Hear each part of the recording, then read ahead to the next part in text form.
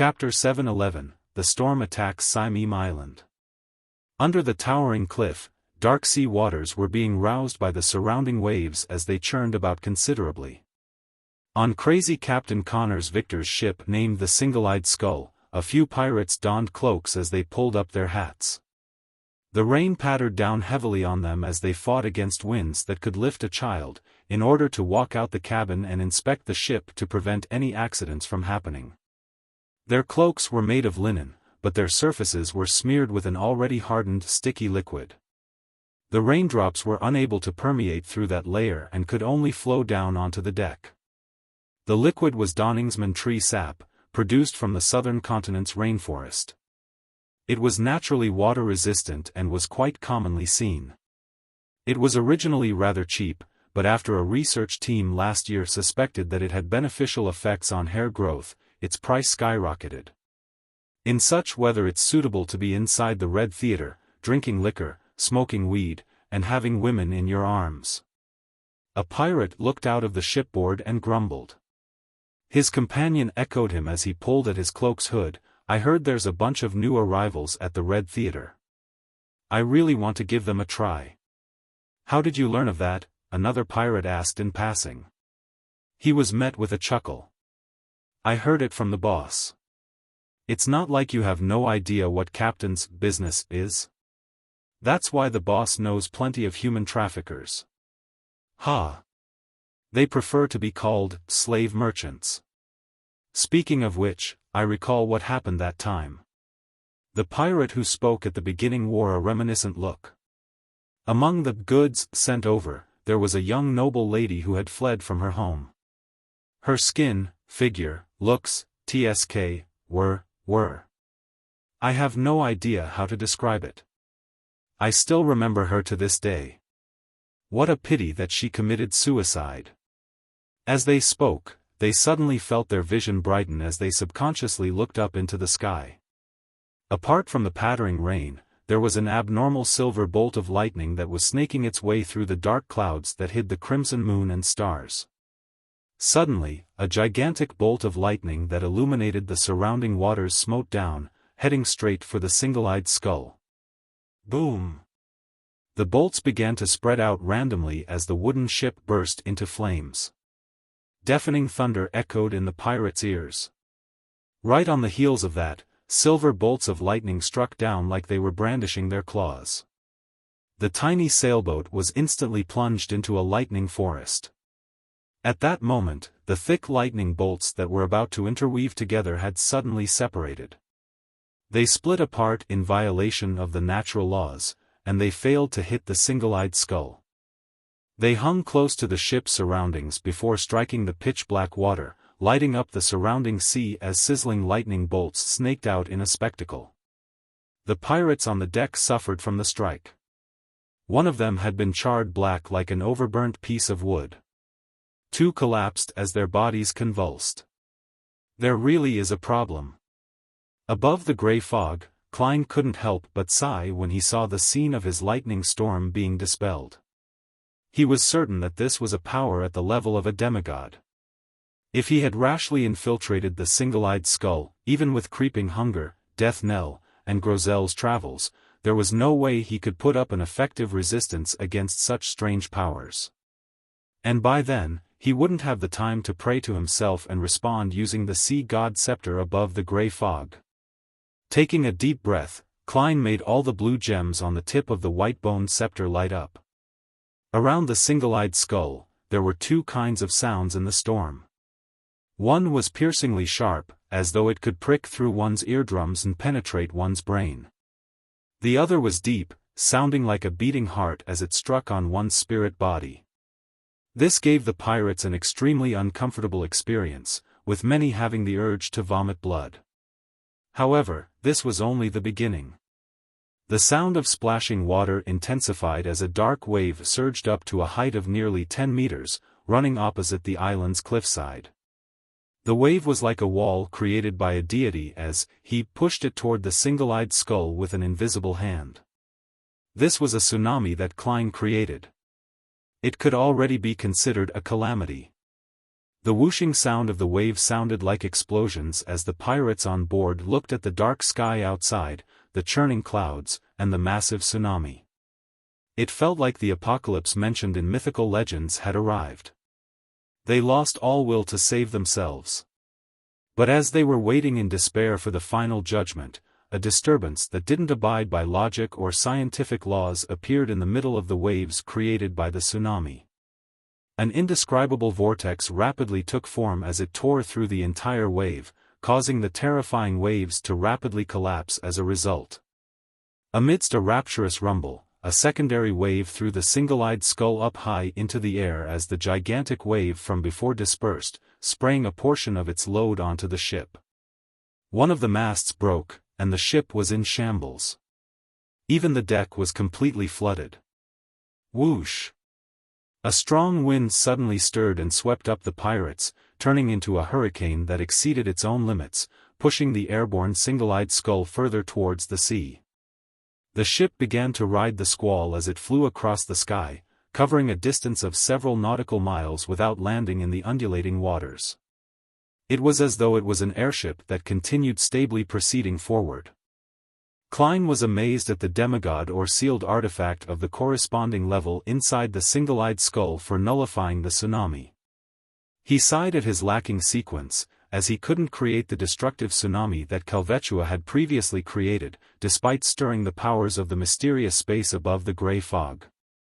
In the meantime, he controlled the hurricane and ensured that the single-eyed skull didn't lose its support and plummet, afraid that it would leave his 5 nautical mile range of influence.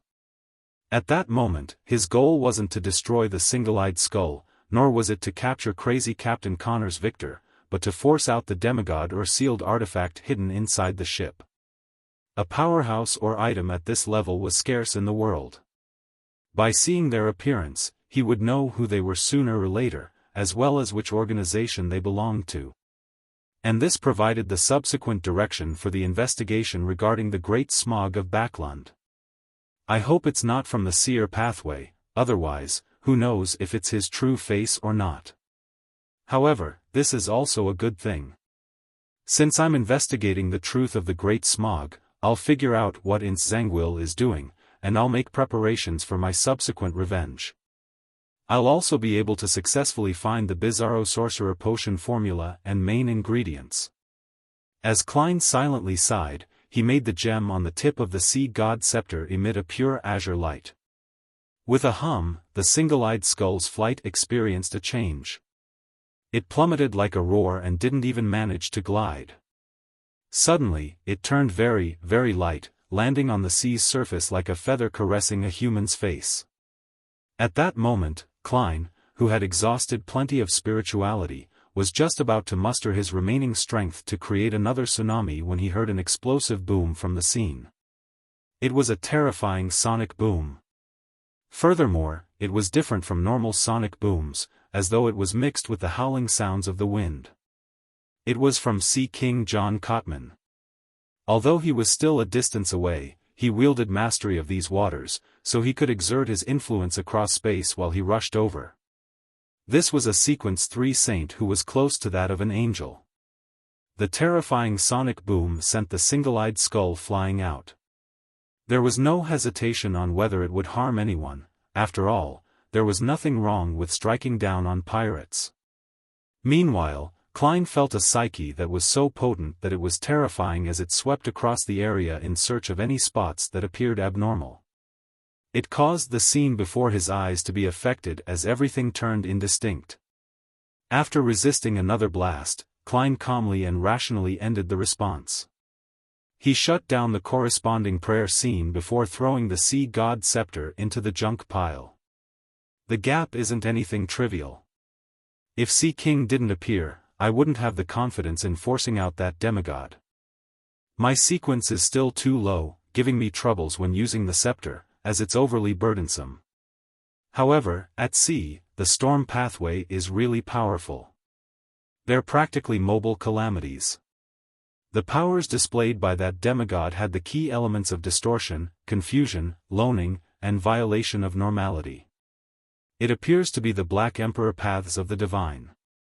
Others might not realize it, but I have the corresponding card of blasphemy. It definitely isn't only a sequence 5 mentor of confusion.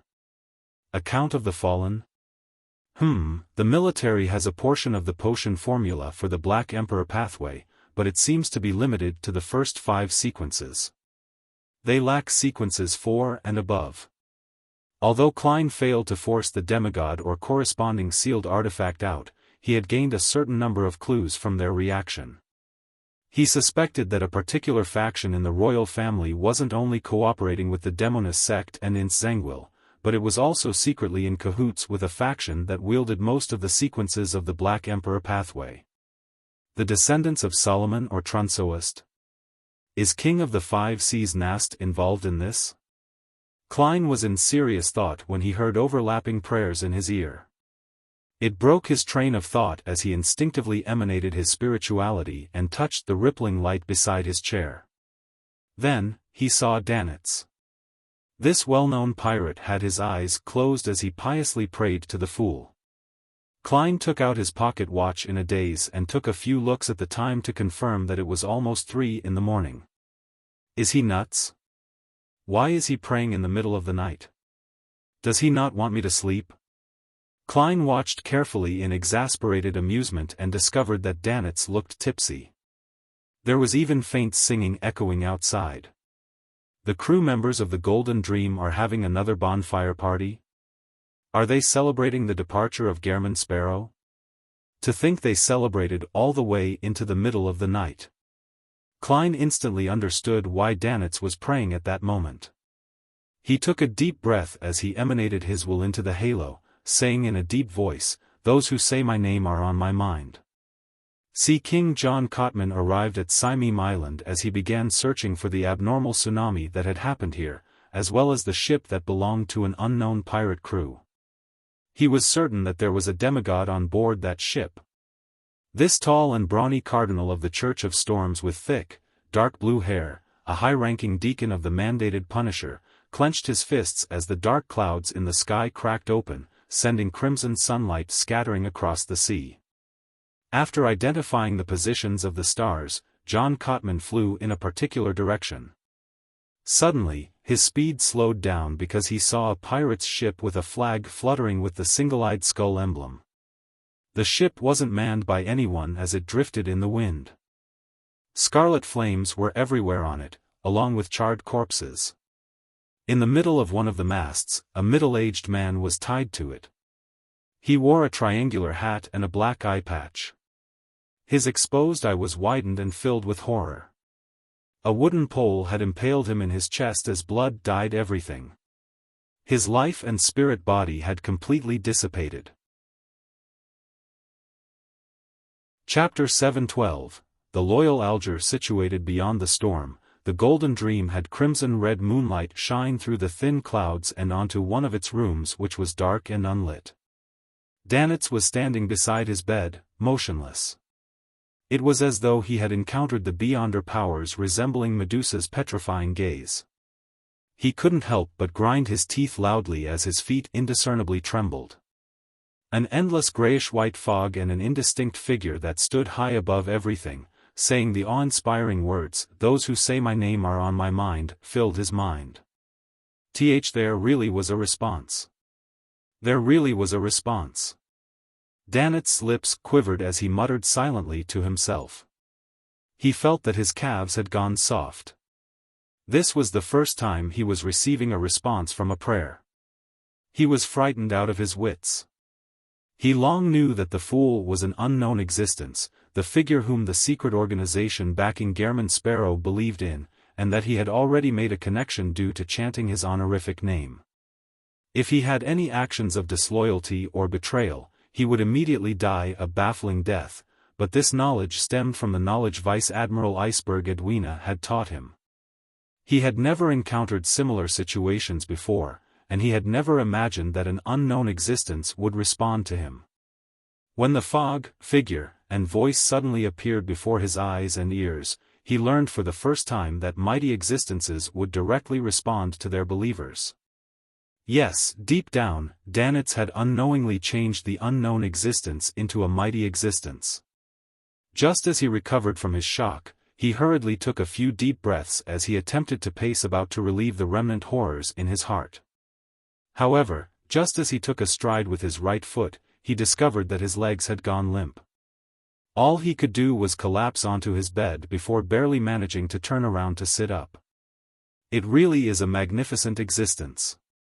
It's real, Bandit muttered softly as he came to a clear realization that he had involved himself in something serious.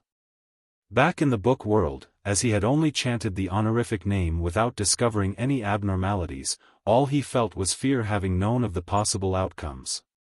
Now, he was facing a hidden danger that finally outlined itself, as well a future he couldn't see clearly. How could he not plunge into an inescapable pit of extreme fear?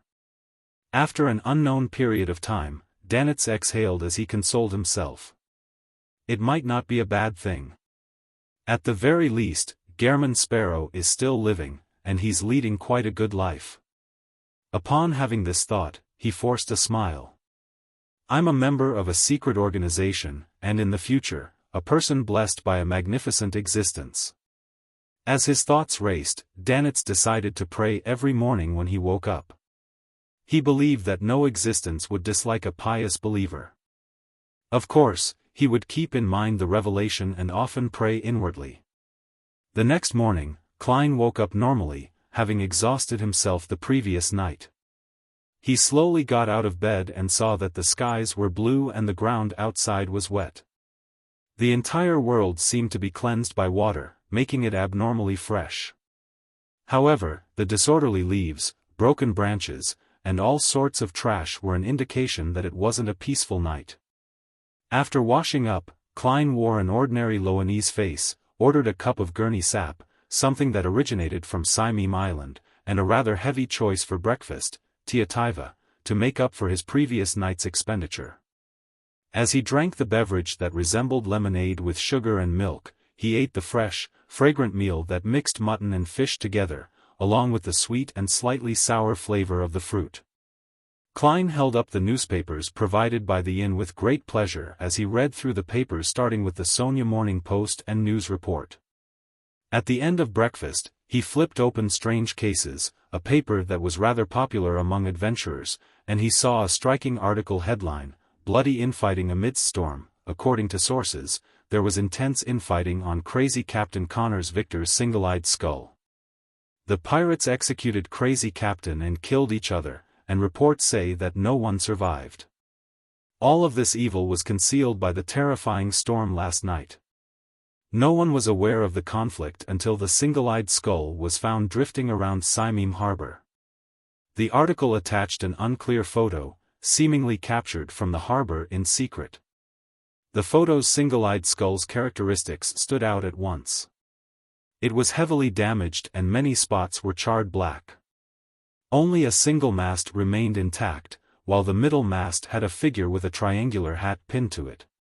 It's Connor's Victor. He died just like that? Klein's pupils constricted as he seriously contemplated.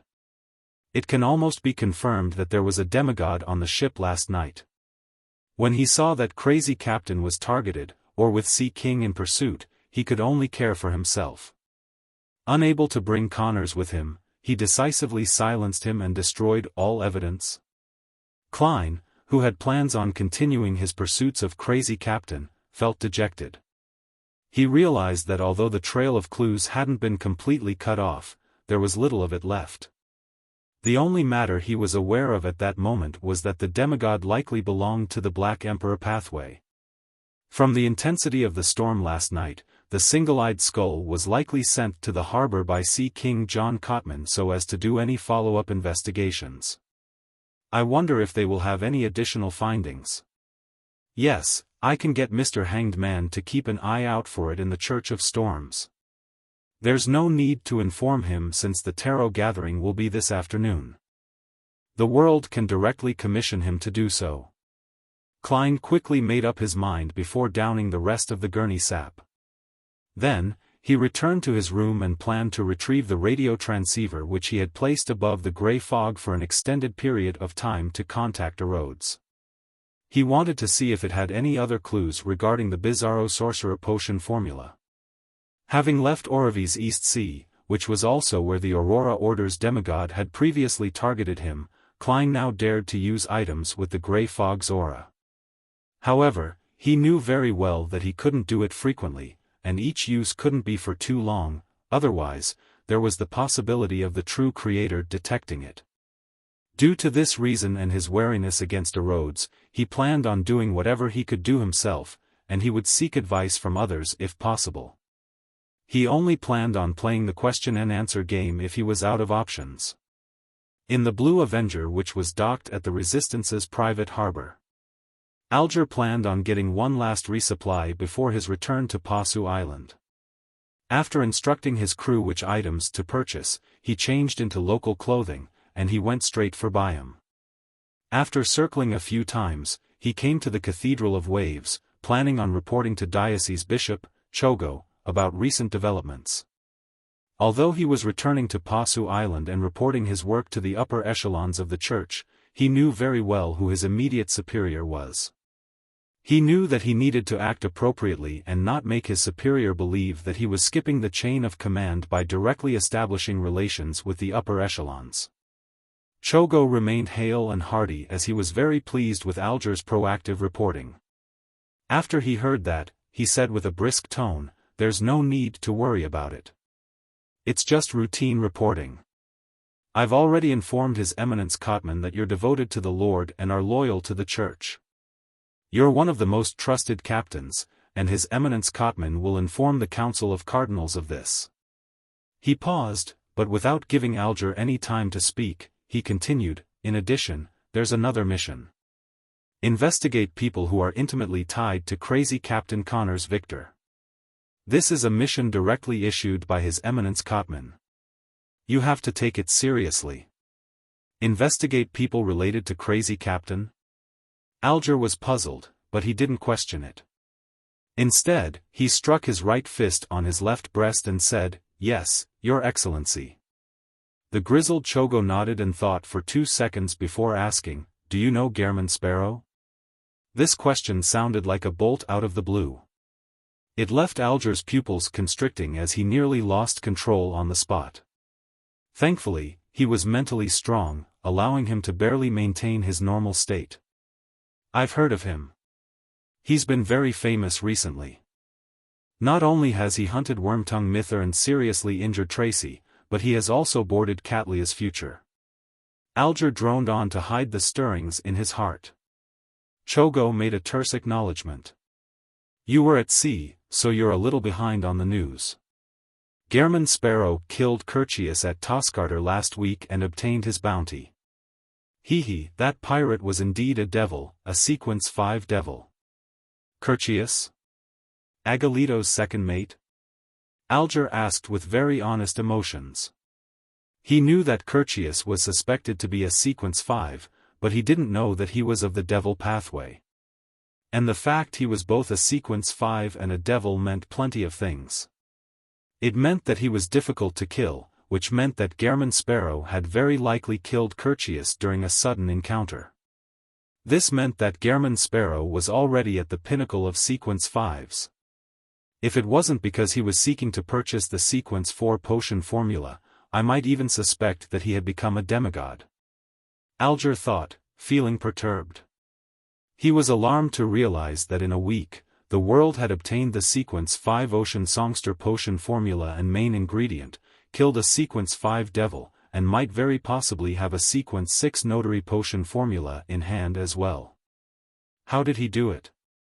Alger realized that he was feeling a little frightened of the world. Of course, it wasn't something unacceptable for him. This was because he knew that the world was Mr. Fool's blessed representative. And Mr. Fool's blessed clearly wasn't a single person. If one was responsible for the notary potion formula, while another was responsible for the ocean songster, then it was possible that Gehrman Sparrow had only killed Curtius. Although this similarly left one apprehensive, it didn't seem like a fabricated story. Chogo nodded solemnly.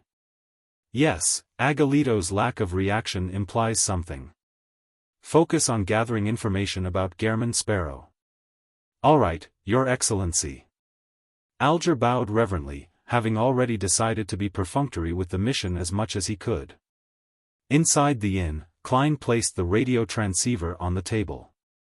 Before long, rushed clacking sounds were heard. Chapter 713, 3 questions. Amidst the clacking sounds, the radio transceiver spewed out new illusory paper. On the paper were words composed of Loanese: "Great Master, your loyal and humble servant, Rhodes, has finally caught up to you. There's no need to be so excited. Oh, the way Rhodes speaks is as professional as always." He didn't express his bitterness about not being able to contact me for prolonged periods of time, nor did he question me about why I haven't been looking for it. It directly blamed itself by claiming that it hadn't caught up to me. It makes me feel a little guilty. But, I still need to be wary. Klein was momentarily at a loss for an answer. Rhodes didn't wait as it used the radio transceiver to produce an emoticon of carefully peeking out on the illusory paper. "Great Master, the ruler above the spirit world, your servant has sensed that you are one step closer to returning to your holy throne, am I right? This fellow has evolved really quickly. He's already using colored text to form a nascent form of emoticons. From Rhodes's point of view, I'm a true god taking steps to find myself. That's why, although it can clearly sense that I'm only a sequence 5, it still treats me with respect and is even more humble." Klein understood that the mirror was deliberately asking a question, so he nodded in a frank manner. "Yes. You have already answered my question. As an exchange and a rule that I need to overlook, you can raise a question to me." Rhodes typed quickly in response before adding a smiley face. Klein didn't hesitate and asked directly, "Where can the potion formula for Bizarro Sorcerer be found?" The illusory paper spat out a long paragraph of complicated symbols before turning into a mirror as it represented a realistic scene. It was a dark cathedral without any natural light source. Inside it was a bunch of squirming things that were all so blurry. It looked as though it was a pencil drawing that had been wiped by an eraser, preventing any exact details to be seen. However, Rhodes added a bunch of text at the bottom of the scene. "This is Zeradol. In his advancement to Sequence 1, Attendant of Mysteries, he lost control and became a monster. However, Great Master, you have to be careful. He is a very crafty person. Perhaps everything about him is just an act with a purpose. I'm unable to look at him directly, as it will bring me harm. Aside from him, you will be unable to obtain the potion formula from any demigod from the secret order. This is because back then Zeradol would directly provide the high sequence potion to them. And there's almost no way to use any Beyonder methods to reverse divine it." What a detailed answer, and it even gave me the additional knowledge that the sequence 1 corresponding to the seer pathway is Attendant of Mysteries. Does it mean being an angel that serves upon mystery? From the looks of it, the secret order approach can only work by directly facing Zeradol to obtain the potion formula. And I'm not even capable of viewing him directly. It's no wonder the Snake of Fate Will Oseptin told me to find the crazy Zeradol without mentioning the secret order. Klein was moved by Rhodes's attitude. If he didn't feel that he lacked the level and strength to commandeer this sealed artifact, he even planned on truly treating it as his servant. Amidst the clear clicking sounds, another segment of the illusory piece of paper appeared, presenting another scene. It was a towering mountain peak. On it was a swath of dilapidated palaces. Inside it was a gigantic stone chair. Klein was very familiar with this scene. Without Rhodes's footnote, he knew what it represented. The Antigonus family's treasure hidden at the main peak of the Hornacis mountain range. White paper continued being spat out as a new scene was presented. Just like a movie, it had changes in the camera angle.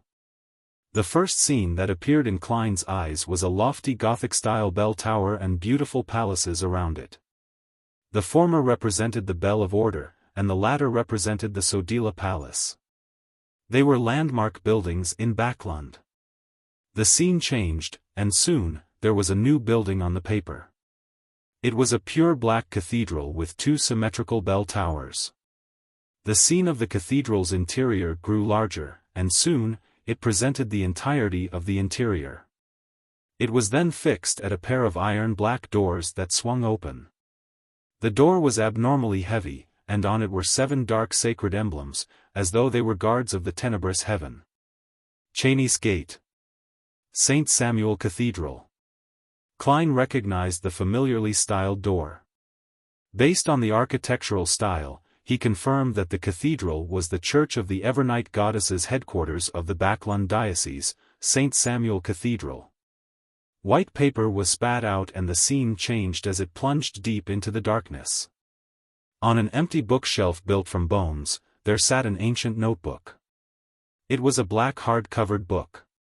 Klein recognized the notebook at once.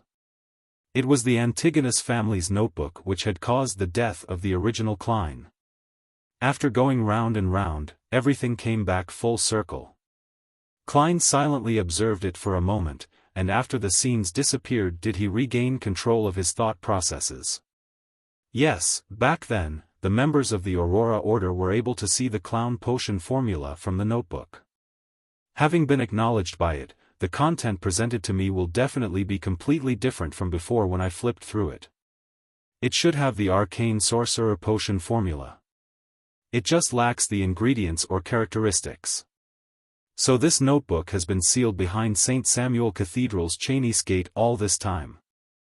To get it from there, the difficulty in doing so wouldn't be lower than finding Zeradal and facing him directly.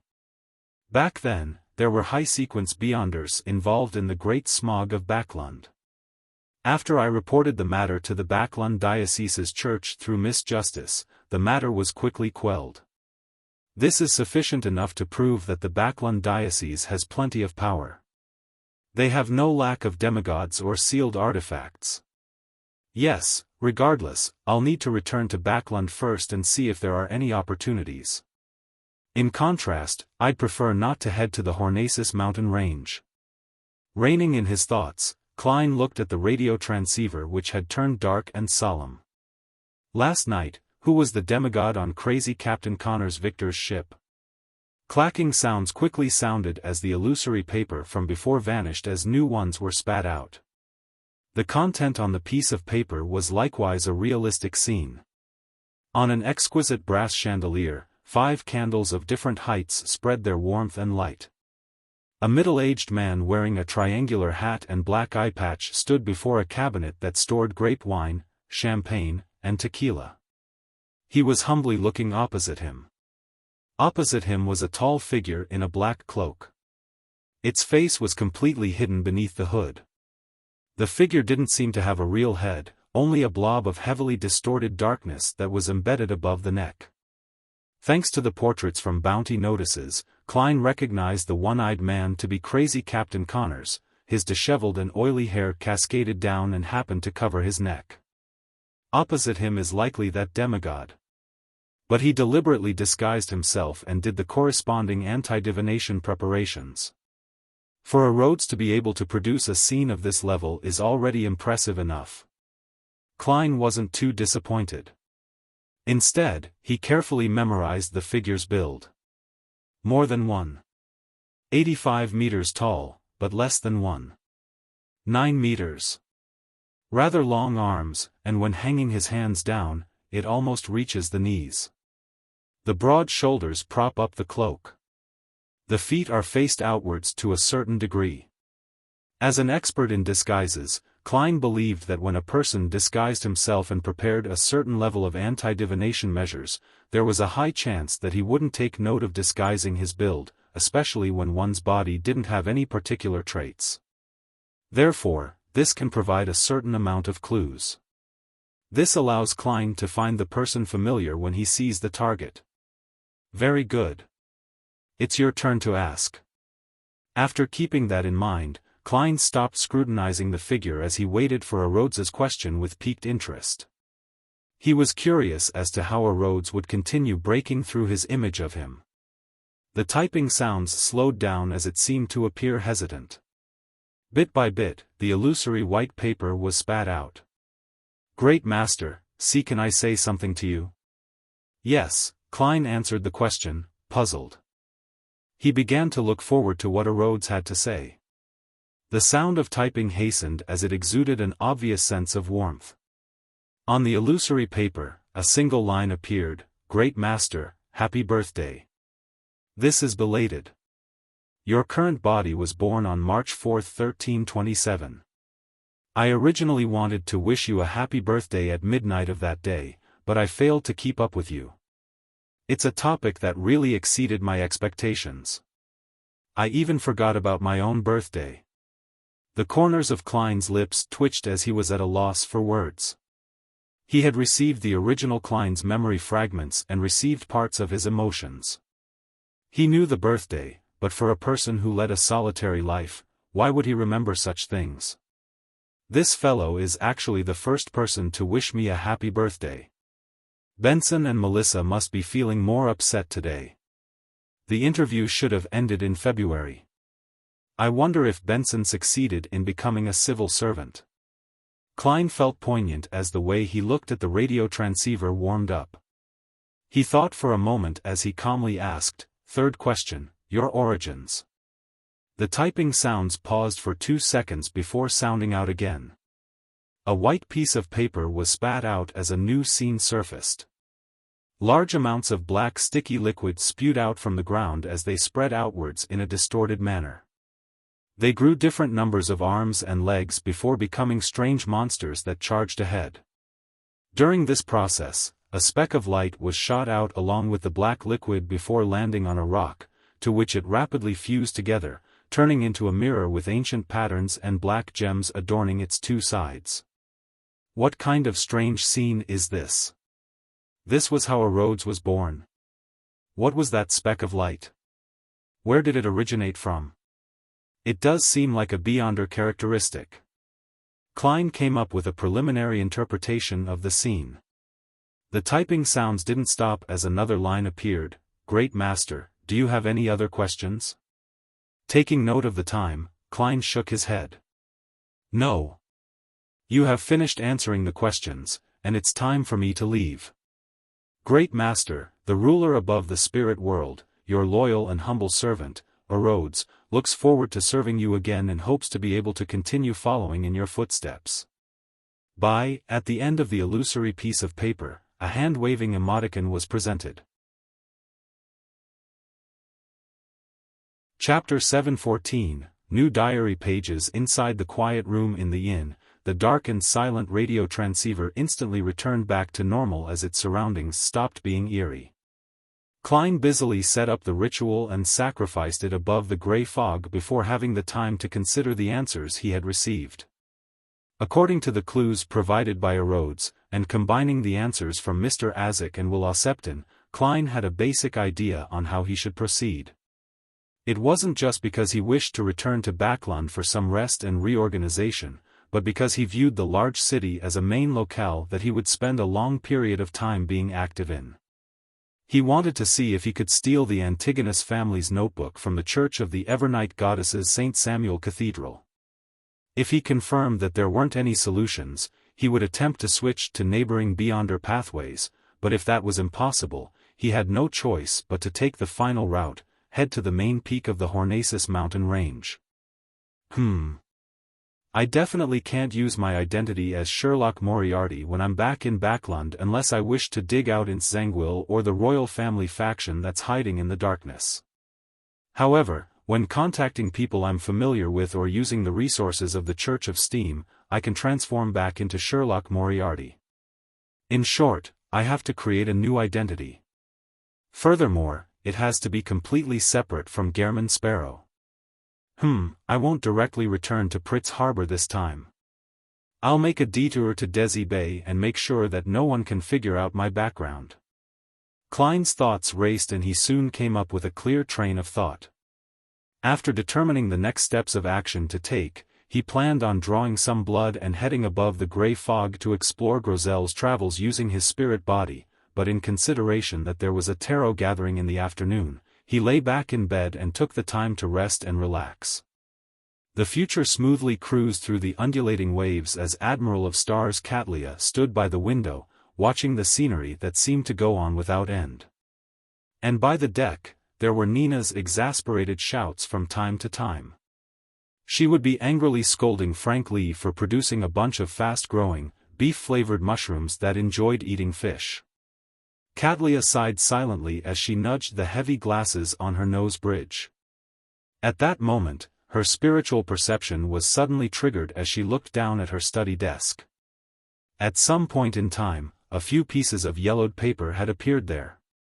The Emperor's diary entries.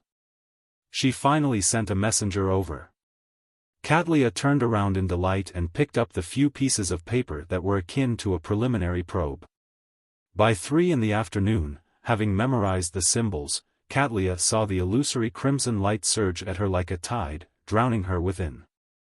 Under a high dome propped up by stone columns, Cadlia saw similar red beams soar up, transforming into indistinct figures. She didn't look carefully, as she realized that a pair of familiar glasses had naturally appeared over her nose bridge. It was almost a perfect replica of the one from the outside world. Then, she caught Miss Justice elegantly stand up from the corner of her eye. Miss Justice briskly greeted the figure at the seat of honor. "Good afternoon, Mr. Fool." Audrey was in a good mood recently. After she returned to her family's castle, as an obedient daughter, she helped her mother, Lady Caitlin, resolve some psychological problems that stemmed from her age and physical condition. She received extremely good feedback, allowing her to conclude more of the acting principles for psychiatrist. Amongst them, the most important principle was to help others resolve psychological issues.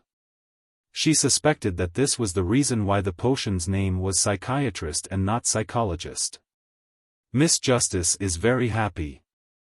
Klein appeared infected as he nodded with a smile as a response. During this process, he noticed that Mr. Hanged Man appeared to be preoccupied with concerns. He looked like he was hesitating and struggling, having not made up his mind. This means that Mr. Hanged Man is able to buy the Ocean Songster's potion formula and main ingredient, but he will have to pay a huge price. I thought he would request to pay for it in installments. The fool Klein reined in his gaze without any signs of unrest as he surveyed the area. After Miss Justice was done with her greeting, Cadlia looked towards the end of the long bronze table. "Honorable Mr. Fool, I found 3 pages of Roselle's diary. Here it comes. I wonder if the 3 diary pages specially selected by Queen Mystic will be valuable. For instance, providing clues to the card of blasphemy for the seer pathway. This will be able to provide me with another alternative." Klein was filled with anticipation as he calmly and naturally said, "Very good. You can think of a request." "Yes, Mr. Fool." Cadlia replied in an impeccable manner before requesting to conjure the contents of the diary pages. Upon seeing her behavior and thinking about how she acted in the dream, Klein was rather gratified. He felt like a teacher having successfully reformed a student. This is the first time Ma'am Hermit is providing Emperor Roselle's diary entries. With the standards and ability she has showcased, it's impossible for her to have failed to find it in the past. Yes, in the past, she was more of an observer. After being punished by Mr. Fool, she has truly integrated into our tarot club. Together with how Cadlia had performed last week, Audrey made a judgment. Meanwhile, she sensed that Mr. Hanged Man didn't seem normal. He looked like he was anticipating something but was also unable to bring himself to part with something. She was rather intrigued. Klein didn't wait too long before the 3 diary pages were conjured and came into his hands. Derek and the other members instinctively fell silent, so as to not disturb Mr. Fool's reading. February 9th. Today is Bornova's birthday. He's already a healthy, strong, honest, and kind young man. His piousness has won the church's favor. Everyone is congratulating me, saying that Bornova will definitely become a saint. They praise him for how pure and flawless his faith is. I should be very happy, but I can't hide my dismay. I wish that my children can be more human, to have more emotions. I hope that they can be themselves, and not just a believer of a deity. However, almost everyone believes from the bottom of their hearts that Bornova's present state is excellent. Matilda is the same. Likewise for Seal. Most of my noble officials share the same feelings. Only Bernadette shares my point of view. She has told me in private that she believes a person should be more self-centered, as long as they don't harm others. Recalling the words Zeradol had said during Bornova's birth, as well as the premonition I've had after becoming a demigod, my heart is turning heavier. Adorable angel, heh, what an adorable angel. Is this you being wary of me? Is this how you are attempting to control me? No, you can probably never understand the pride inside me. To me, so what if you're a deity? I can replace you. February 11th, contact with Zeradol was fruitless again. Ever since he obtained that Antigonus notebook, the number of times this secret order leader appears has been decreasing. I've no idea what secret he's scheming. Anyway, he will definitely not tell me. February 12th. I made a mystical item very suitable for Bernadette. This can allow her to effectively avoid the hidden sage's nagging, as long as she doesn't proactively pray and seek a response. Yes, this item seems to be able to help saints enter the easternmost front of the Sonia Sea where the battlefield of the gods is. It prevents one from being influenced by the true Creator's ravings, and that place likely hides the secret to the forsaken land of God. I was only making a present for my daughter out of fun. To think that it has such powerful effects. Bernadette, your dad is really the best artisan in the world. Best artisan? Does this mean that the Emperor had already reached sequence 2 of the Savant pathway when he wrote this diary entry, that he had become an angel? With the god of steam and machinery present, this is the peak an artisan can attain. It's no wonder that Queen Mystic can freely enter and exit the battlefield of the gods. So it's because of a gift from the Emperor. Indeed, a child with parents is like a treasure. Klein felt wistful. In addition, he could sense Emperor Roselle's repressed and angry feelings from the diary entry. He used his comprehension skills that were honed from his previous life to figure out what was written in between the lines. After he became an angel, the Church of the God of Steam and Machinery obstructed him and suppressed him. The God of Steam and Machinery had exerted some influence on his youngest son, Bornova, making him become the most devout believer and appointing him as someone who could become an angel and enter the land of perfection. And this not only made Emperor Roselle submit to the suppression while having misgivings, but this had also stirred thoughts of rebellion in him. The Emperor later became a public enemy of the world because of this rebellion? Klein nodded inwardly. Meanwhile, he noticed a matter regarding Zeradol. He suspected that the miracle invoker only began aiming for sequence 1 after he obtained the Antigonus family's notebook. For this, he planned many things, but something happened during his advancement, turning him into a monster. Of course, just as Erode said, Zeradol might not have lost control. He could be hiding something or plotting something. After quickly scanning through it, Klein flipped the page and looked back. It wasn't continuous, and it was brand new content. October 5th.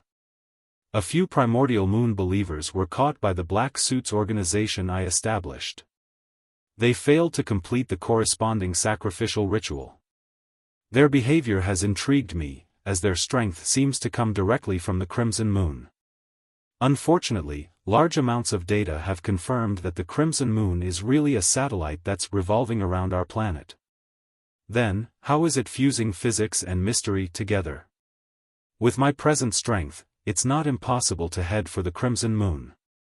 At most, it will be troublesome and a little difficult, but it doesn't seem to be necessary. October 17th, I've finally made up my mind. I will attempt to switch to the neighboring Mystery Prior pathway. Only by doing so can I become a Sequence 1. I've always suspected that the hidden sage is only a conceptualized uniqueness. Due to some sort of accident, it became sentient and awakened. Therefore, this pathway's Sequence 1 position is likely still empty.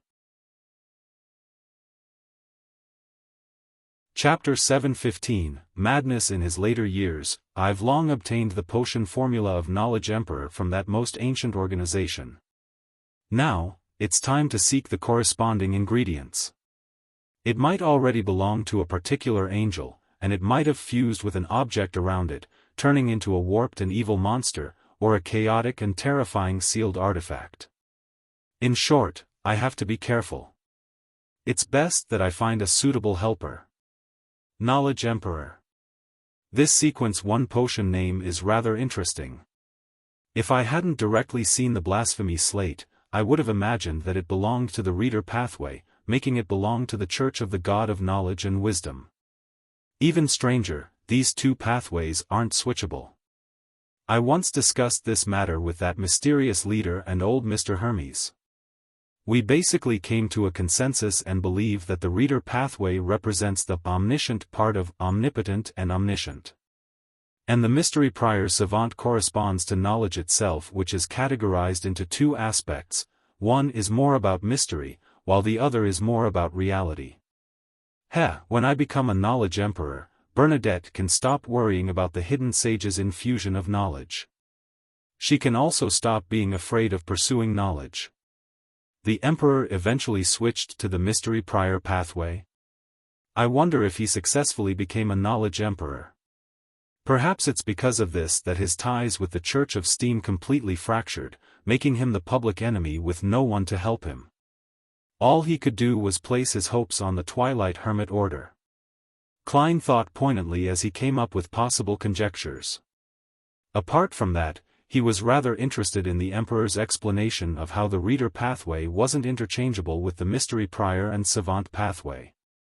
He believed that by deepening his understanding of it, he might be able to figure out the rules and rationale behind the interchangeability of Beyonder pathways. To the typical Beyonder, the reader, mystery prior, and savant pathway belong to the knowledge domain. There should be a very strong connection between them, yet the former is different. Reader belongs to the omniscient part of the phrase omnipotent and omniscient. Then, the secret suppliant, which is the shepherd pathway, is the omnipotent part. Then, there must be a certain intersection between the two. For example, being potent as a result of being erudite, and being erudite as a result of being potent. Therefore, they can be interchanged. Starting off from this angle, the storm pathway can be understood as omnipotence in the sea, land, and air domain. The spectator corresponds to the psyche, making it a powerful supplement for storm. Then, why can the sun pathway be interchanged with them? Considering how there was an ancient sun god who was deemed to be omnipotent and omniscient, does this mean that the sun pathway is the foundation that accommodates omnipotent and omniscient? Yes, according to such a thought process, mystery prior and savant are different aspects of knowledge itself. That's why they can be interchanged. Then, how is assassin and hunter differentiated? What about the Evernight, Death, and God of Combat pathways? In moments, Klein thought of many things, but he didn't have the time or sufficient knowledge to delve deeper into his analysis.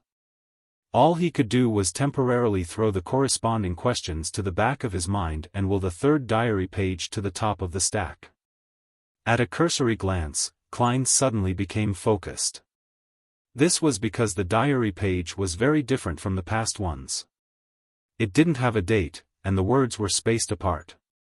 Because it was the original copy, the weight placed on the page when the words were penned was obviously out of the ordinary.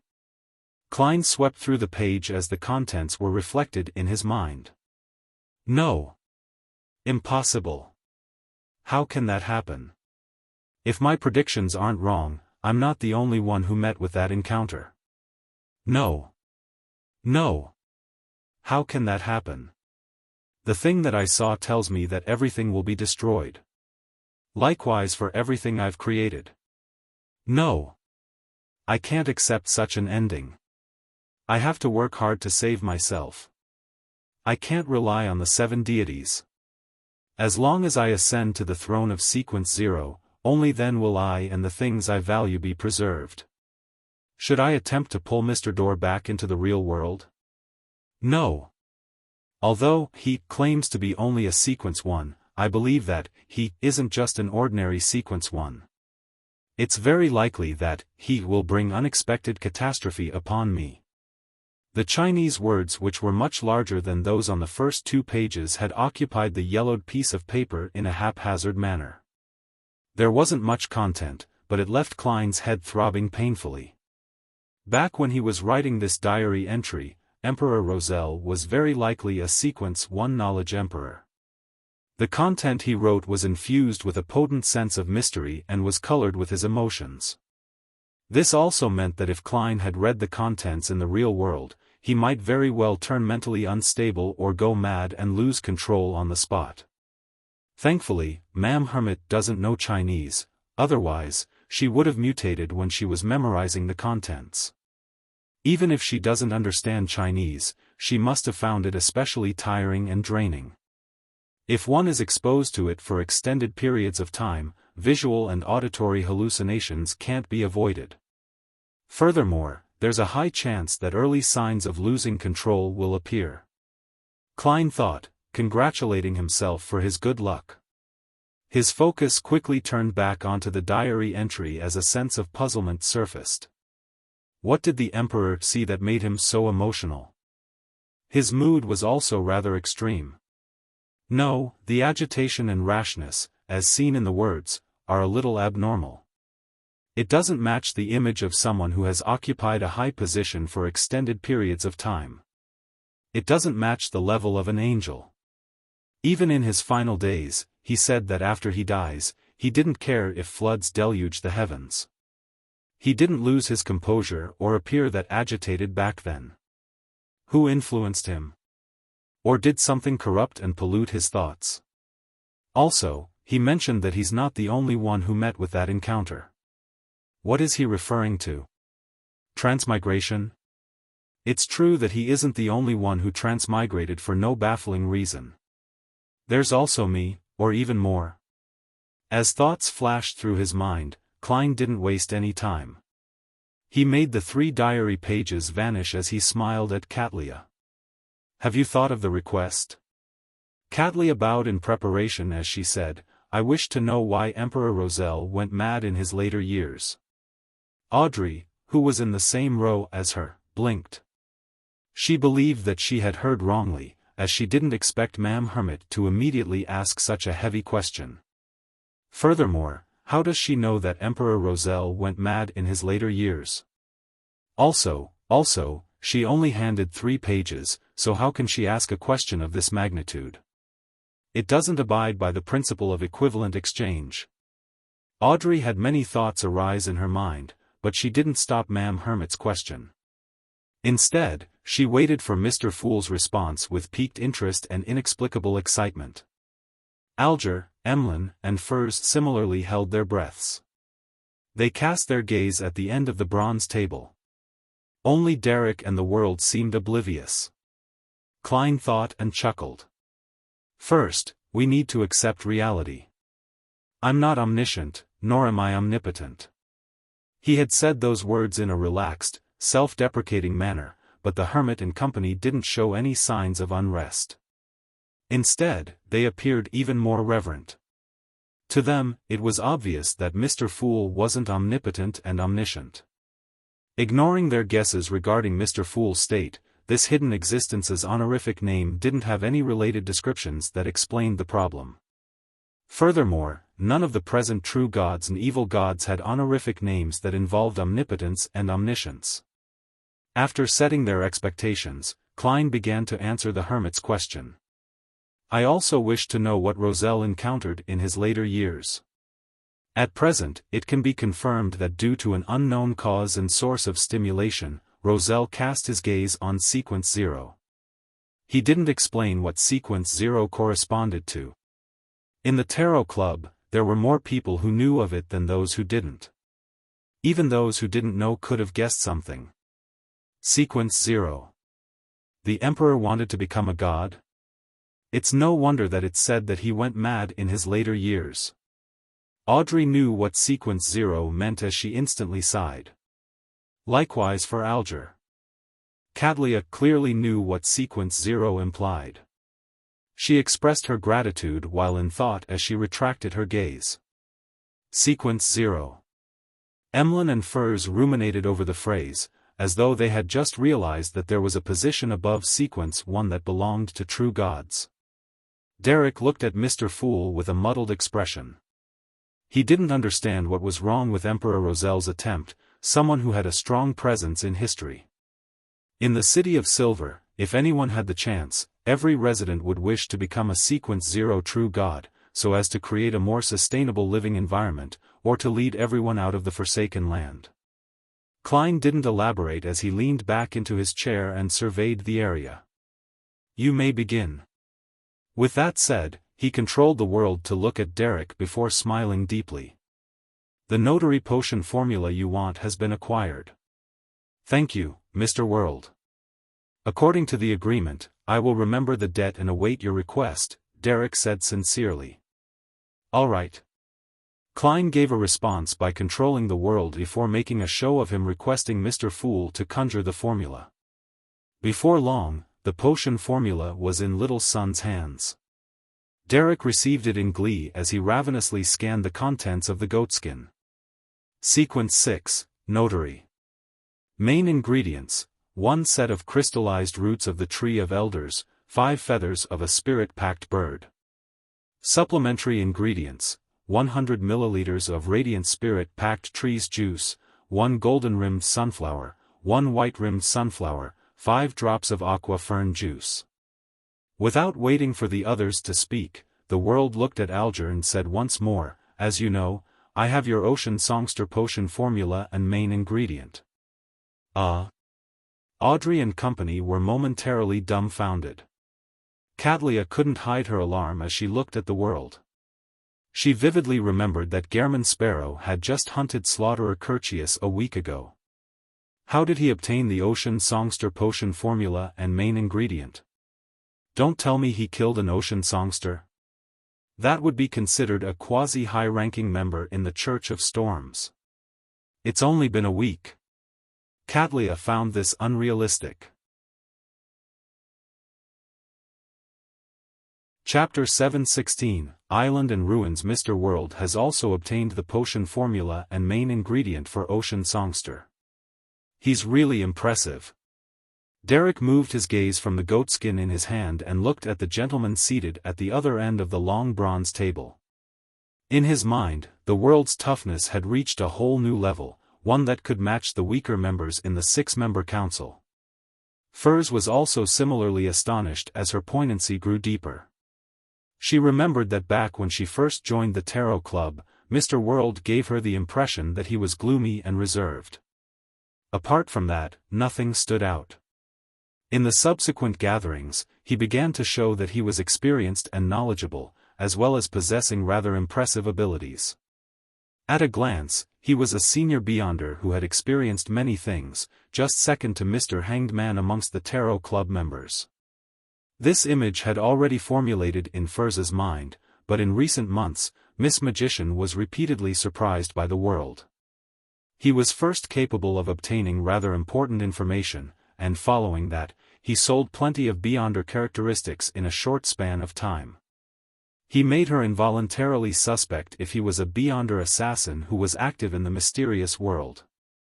She feared him from the bottom of her heart, but along with that came happiness. This was because it meant that she could commission Mr. World with certain requests that would be met with high chances of success. When the new member, the Hermit, appeared, Furs even imagined that Mr. World's halo would be blanketed by this powerful lady. But to her surprise, he had snatched the limelight and blinded everyone with his magnificence.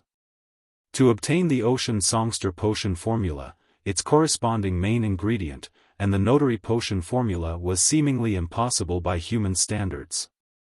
He really is impressive. I admire this kind of quiet and ordinary person who is actually very capable. Sigh, I wonder when I can become a Viscount.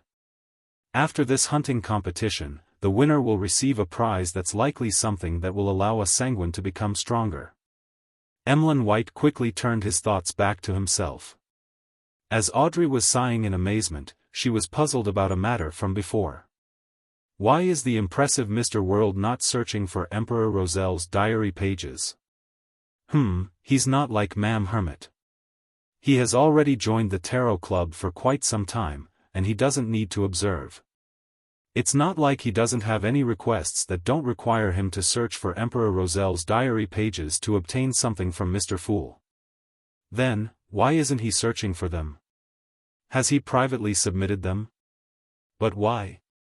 Imperceptibly, Audrey felt that Mr. World and Mr. Fool had a connection to a certain degree, but she wasn't able to confirm it, as there were just too many possibilities.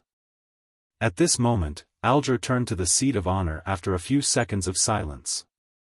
"Honorable Mr. Fool, I wish to communicate privately with the world. Here it comes."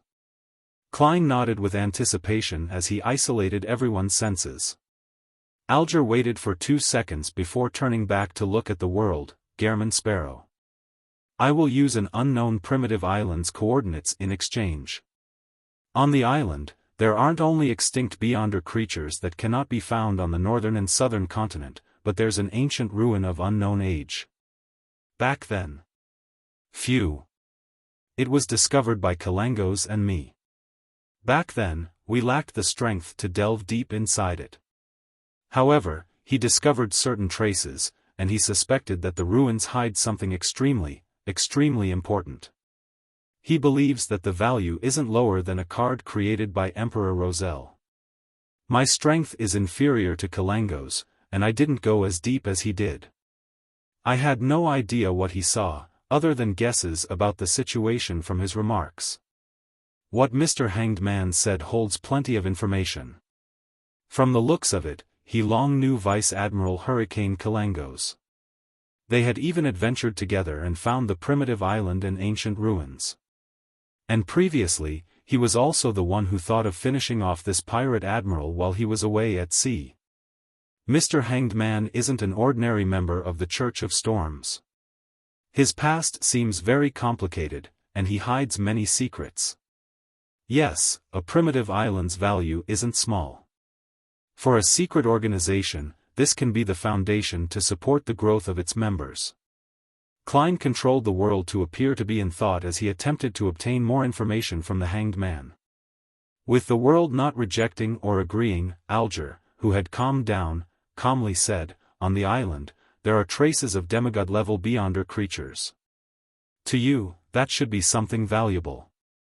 On this point, I can swear on Mr. Fool's name. I guarantee that I'm not lying.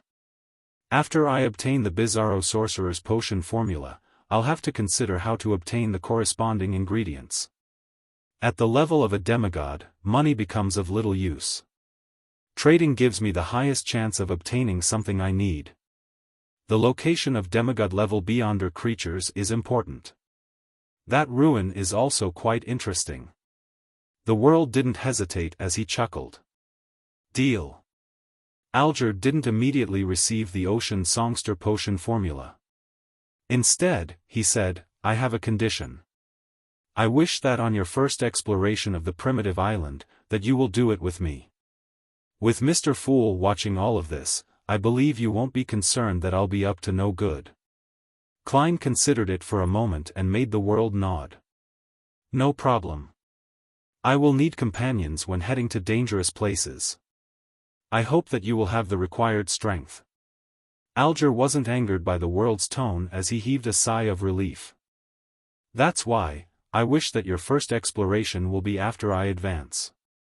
Of course, if I were to lose control because of my potion, this agreement will naturally be null and void." "No problem," the world replied without any qualms. Alger didn't harp on the topic. After obtaining Mr. Fool's agreement, he conjured the situation of the primitive island on a goatskin. It's along the periphery of the Roarsted Sea. It's quite a big island, almost the size of Blue Mountain Island. Klein received the goatskin and quickly scanned through it to gain a general understanding of the primitive island. He quickly looked up and said, "I'll hand over the potion formula and main ingredient after the gathering ends." "All right." Having made his choice, Alger no longer had any reservations. When hearing that, he felt upheavals going through his heart, but he appeared even more staid on the surface. After the duo's private conversation came to an end, Katlia retracted her gaze at the world and looked at Furs. The meteorite crystal has been obtained. 600 pounds for 60 grams. That's fast. Ma'am Hermit is really efficient. Furs felt delighted, but she was also stumped. After last week's gathering, she had already obtained the crystallized blood of a Lavos squid. For that, she had paid 600 pounds, leaving her with 230 pounds. Adding the 150 pounds she received this week from her royalties, she was still short of 220 pounds. I'll first borrow from Zio. She should have that much. After I succeed in advancing, I'll try to earn money as quickly as possible. I have to. Furs silently drew a breath and said, "All right. We will do the transaction tomorrow at this time." The hermit tersely acknowledged and, without wasting any time, looked at Audrey. The black hunting giant lizard spinal fluid has been confirmed. 1,800 pounds. There are temporarily no clues for the illusory chime tree's fruit. That's already very good. Better than I expected. Thank you, Ma'am Hermit. Audrey sincerely thanked her without even minding the price. She recently realized that there was a benefit to establishing the Relic Search and Preservation Foundation. She could use her funds in a more secretive and unnoticeable manner. It made it difficult for her parents to notice. After confirming the two transactions, Katlia surveyed the members as though she was one of them. Any clues to the blood of a mythical creature? Klein immediately controlled the world as he chuckled with a hoarse voice. Are you referring a pure mythical creature? Pure mythical creature? There are impure mythical creatures? Audrey and company were puzzled but interested by what they heard. Katlia was taken aback as she said, a pure one, which means the blood of an angel. 1 drop is enough. She didn't introduce it in detail back then, because she believed that for the time being such a high-level object wouldn't appear in the Tarot Club unless Mr. Fool was willing to provide her with help. And clearly, Mr. Fool didn't need anyone to explain to him what a mythical creature was. I have certain clues, but I can't guarantee that I can obtain it. Furthermore, it might take another 3 months at least. Klein controlled the world to give the response. The other Tarot Club members fell silent. They never expected the world to have clues to an angel's blood. What can't he accomplish? Audrey, Furs, and company had their impression of Mr. World refreshed again. As for Alger, he suspected that the world would seek Mr. Fool's angel for a drop of blood.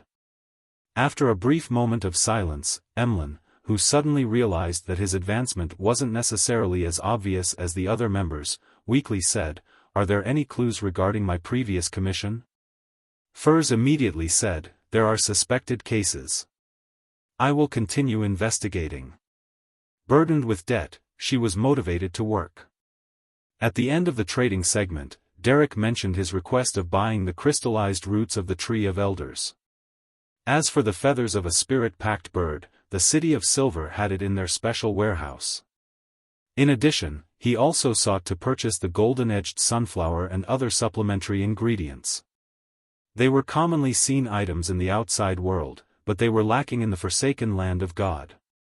The crystallized roots of the Tree of Elders and the supplementary ingredients aren't difficult to obtain. Emlyn's attention was caught as he said, "Then, what can you use in exchange?" Back when he provided Miss Justice with the fruit of the Tree of Elders, he had already learned where the crystallized roots were. Derek thought and said, "A beyonder characteristic of a Sequence 5 vampire?" It was quite a commonly seen monster in the depths of the darkness. "Sanguine," Emlyn said through gritted teeth. "There's no rush. I'll tell you when I've decided what I need." He didn't want an item obtained from a transaction to overlap with the prize of the hunting competition. All right. Having already owed a debt to the world, Derek was relatively at ease. After a moment of silence, Klein rapped the edge of the modeled table to indicate the commencement of the free exchange. Chapter 717, The World and Hero Bandit. Inside the ancient palace standing above the grey fog, Alger wasn't in a rush to mention the matter regarding crazy Captain Connors Victor. He turned his head to look at the sun. Are you still in Afternoon Town? Derek nodded honestly. Yes, we took a very long time to establish a camp. Later, with small teams, we wiped out the remnant monsters, one street at a time, in search of any ancient ruins that might still exist. Although this process is slow, it's sufficiently safe. His answer was extremely detailed, and it gave the impression that Mr. Hanged Man could ask more questions if he wished to know more. Audrey listened with interest as she raised her hand slightly. With all of you staying in Afternoon Town for so long, what do you rely on for food?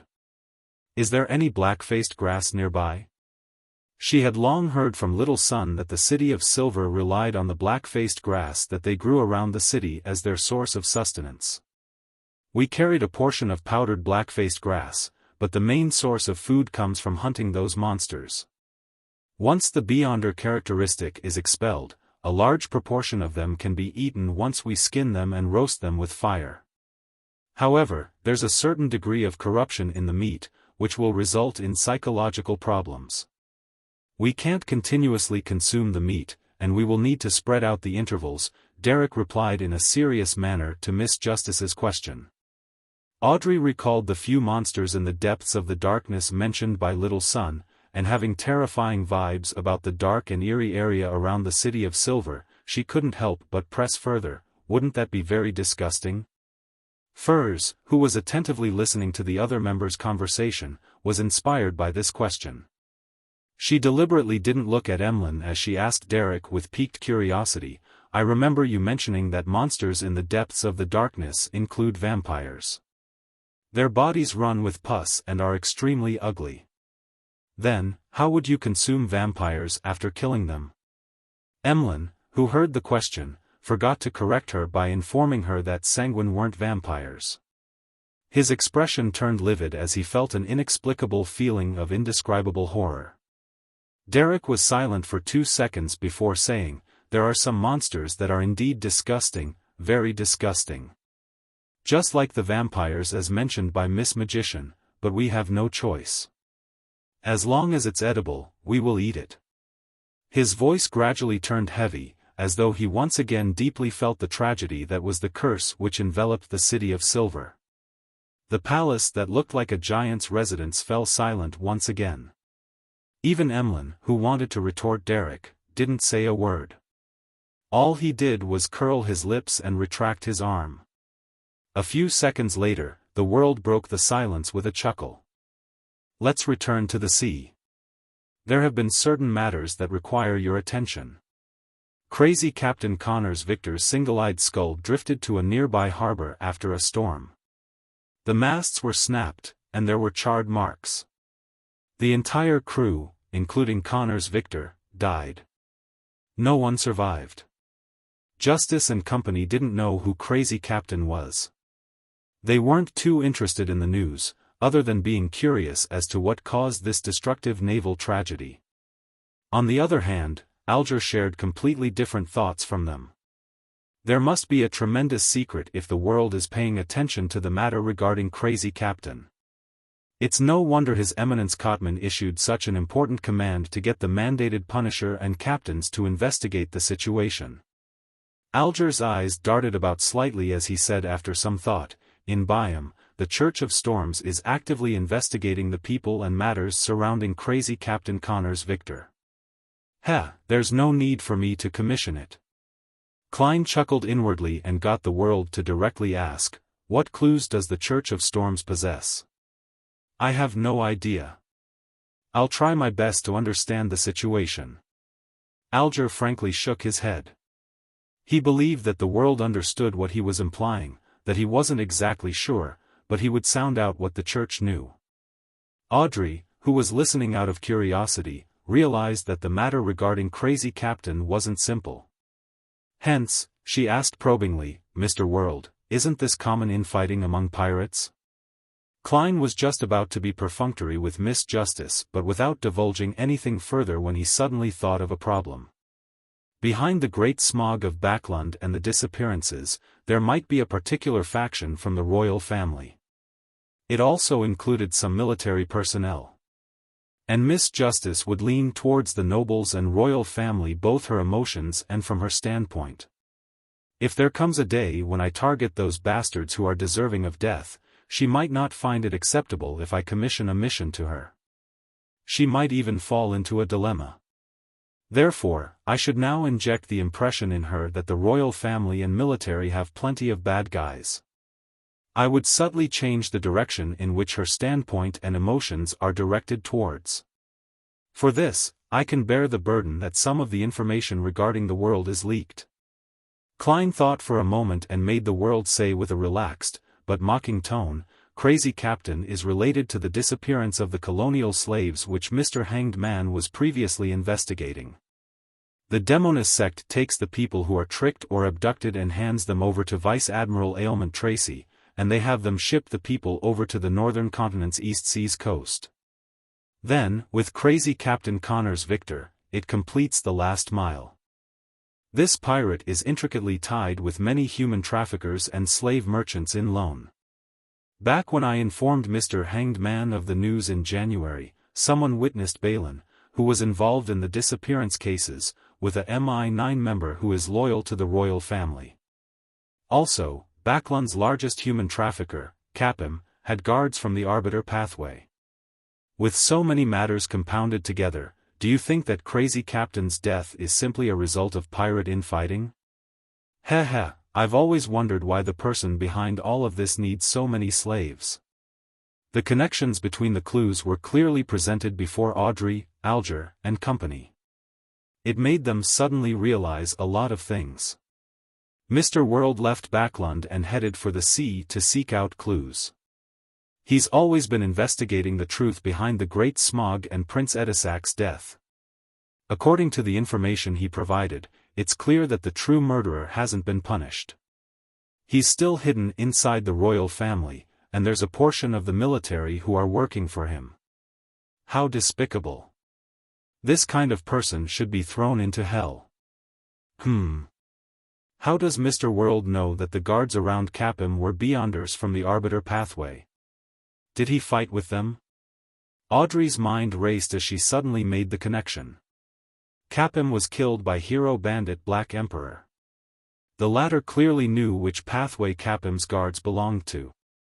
Hero Bandit Black Emperor is Mr. Fool's Blessed. Mr. World is suspected to have certain connections with Mr. Fool. He has never sought Emperor Roselle's diary pages. Therefore, Mr. World is Hero Bandit Black Emperor, and he's also Mr. Fool's Blessed.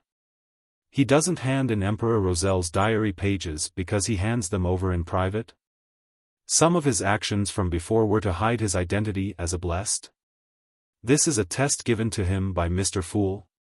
It's really hard to connect Mr. World with Hero Bandit Black Emperor. The latter feels like a hero. Audrey felt like she had stumbled upon the truth as she began to wonder what kind of person Mr. World, who was also Hero Bandit Black Emperor, was actually like in real life. Alger and Katlia instantly understood why Gehrman Sparrow had attacked Tracy. This Blessed was seeking out the truth behind the Great Smog of Backlund. And the truth hidden behind this was something Mr. Fool was interested in. Furs and Emlyn, who lived in Backlund, also vaguely sensed something when the world mentioned Capim.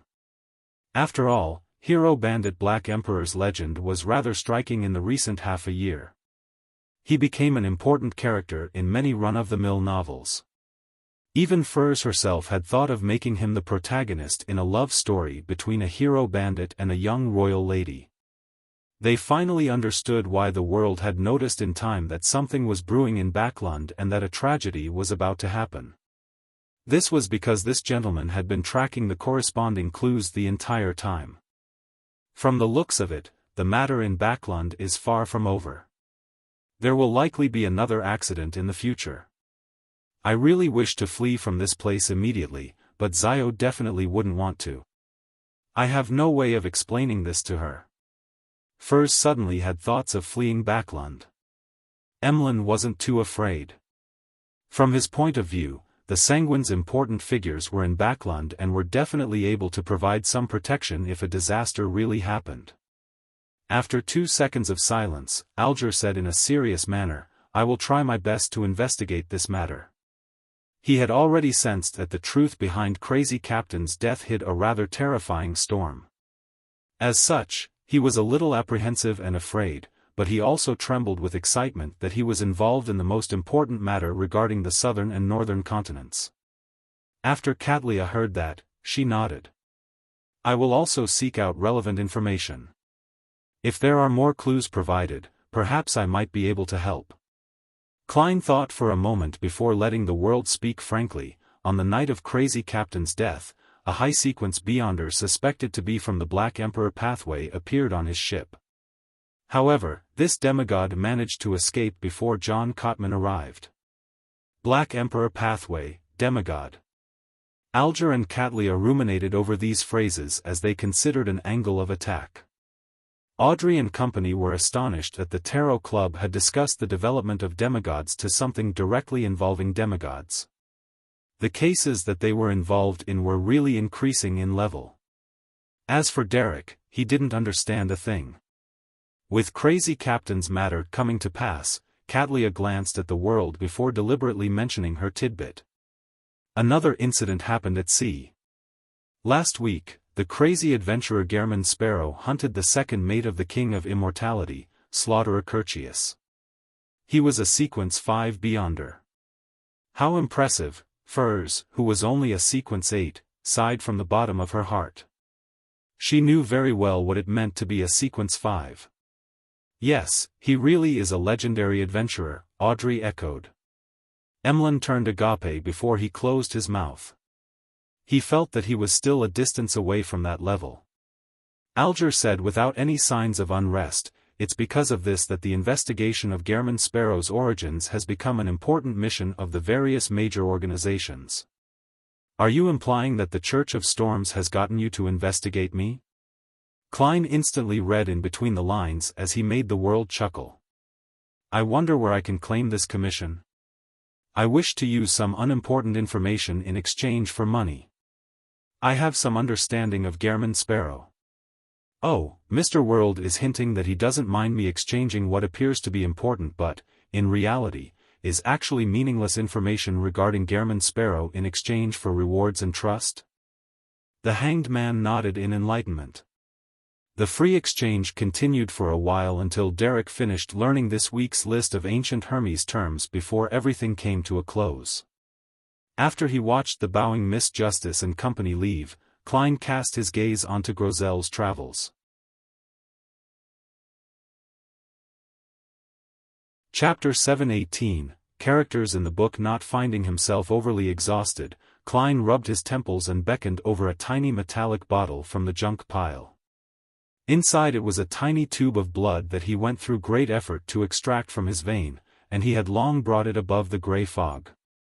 It was only waiting for the opportunity when Klein would use his spirit body to enter Grozel's travels to explore the book world.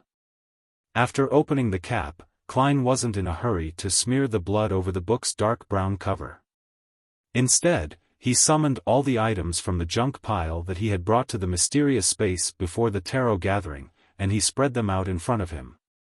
In consideration of how the Black Emperor's form was too eye-catching, and with him not too certain of the exact situation in the book world, Klein decided against bringing the card of blasphemy. Instead, he used Azek's copper whistle to fortify his spirit body to prevent himself from failing to return above the grey fog before being instantly killed by some unknown power. As the ancient and exquisite copper whistle fused into his body, Klein's spirit body swelled up and became more corporeal. 2 pitch-black flames flared out from his eye sockets as though they possessed a life of their own. With the help of cogitation, he adjusted his spirituality, converging the iciness that stemmed from the aspect of death within his body. Soon, his eyes returned to normal. This was like an evil spirit taking on an ordinary form to lure prey into its proximity. Right on the heels of that, Klein wore creeping hunger and held death knell while he hid the nightmare beyonder characteristic in his body. The latter was prepared for him to seek out any abnormalities when exploring the dreams of the living entities in the book world. After completing all his preparations, he poured a few drops of blood and smeared it over the cover of Grozel's travels. After a brief wait, his vision turned blurry, as though countless translucent objects were hidden within it. Following that, it turned clear. There were blue skies, white clouds, grayish-brown city walls, and passers-by. This is no longer the land of ice and snow from before, but a city that looks very normal on the surface. Klein stood by the side of the dirt road as he observed the residents of the book world.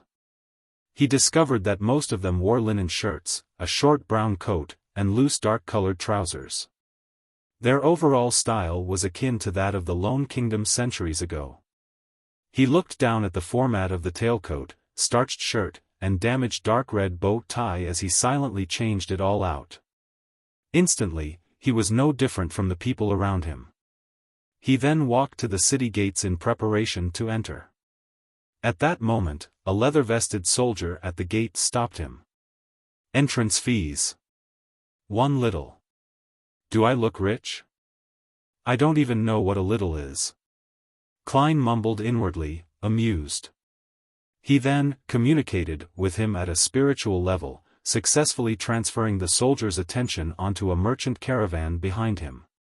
As a quasi-wraith who could possess anyone and control them, exerting a psychological influence on others was nothing extraordinary. It wasn't a particularly potent ability, but it was extremely useful against ordinary people. When Klein entered the city, he walked through the streets in a seemingly relaxed manner, but he inwardly remained wary. He felt that public hygiene was slightly better than Backlund a few years ago. It appeared to have a mature sewage system, preventing the situation of any waste and trash being dumped. I couldn't tell that this is an illusory world inside a book at all. Everyone has spirit-body threads. Klein proceeded forward as he observed. Suddenly, he noticed a stone building that was more than 10 meters tall to his side. It only had 2 stories, and the top of the door was about 4 meters tall. Beside the building was a signboard. It was written in a language that was completely different from any of the outside world's languages, but Klein instantly understood what it meant: Pesot Blacksmith Guild. There's a blacksmith guild. This place really hasn't entered the age of steam. Just as Klein was feeling poignant, he saw the door creak open, and out walked a giant with 4 long limbs. The giant's skin was grayish-blue, and his head had the trademark single vertical eye. In his hand was a huge and heavy sledgehammer. He walked across the street with his lips curled. The humans walking past him didn't show any fear, as though it was a common sight. They even greeted the giant. "Good afternoon, Grozel." Grozel. Klein, who was rather face-blind to giants, had his pupils constrict. Only then did he realize the familiarity. He was just about to chase after them when he discovered that the giant had turned into another street, vanishing from his sights. Klein stood on the spot, silently observing the intersection as he came up with a few guesses. There's another Grozel in the book world?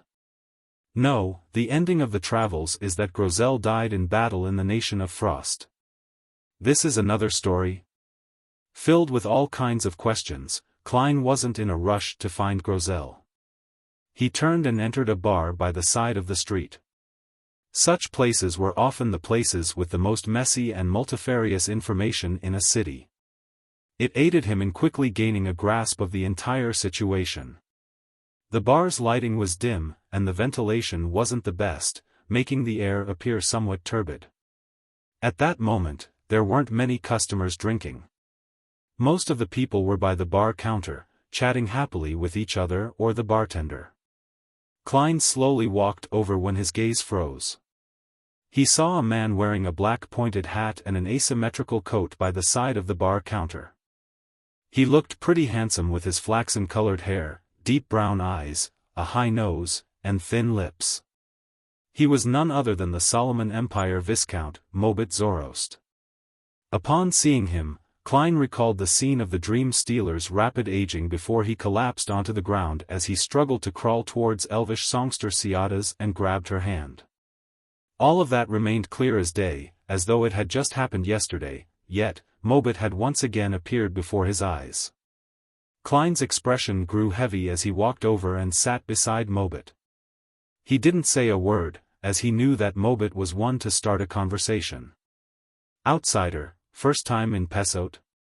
I swear I've never met you before." Mobit put down a cup of distilled liquor as he turned his head to the side. "I come from the nation of Frost." Klein randomly cooked up a story. Mobit immediately laughed loudly. "You're a funny one. This is the nation of Frost, but of course, that was many years ago. Ever since the king of the north was killed by a bunch of adventurers, no, heroes, this place is no longer plagued by ice and snow. Everyone believes that it should be called the nation of Neverwinter." Klein fell silent without responding. "Why so serious? It looks like you have your own troubles." Mobit rapped on the wooden bar counter, showing signs of sympathy. He downed a mouthful of spirits and said, "I'm telling you. Men should absolutely not get married. It's the beginning of suffering. Do you know? When she gets worked up a little, she would beat me up. When she's happy, she beats me up. Same when she's embarrassed or angry. Anyway, she beats me up for any reason. From this very moment, I've decided not to return home again." "Does this mean you got married to Ciata's?" Klein kept silent for 2 seconds as he sized up Mobit's face.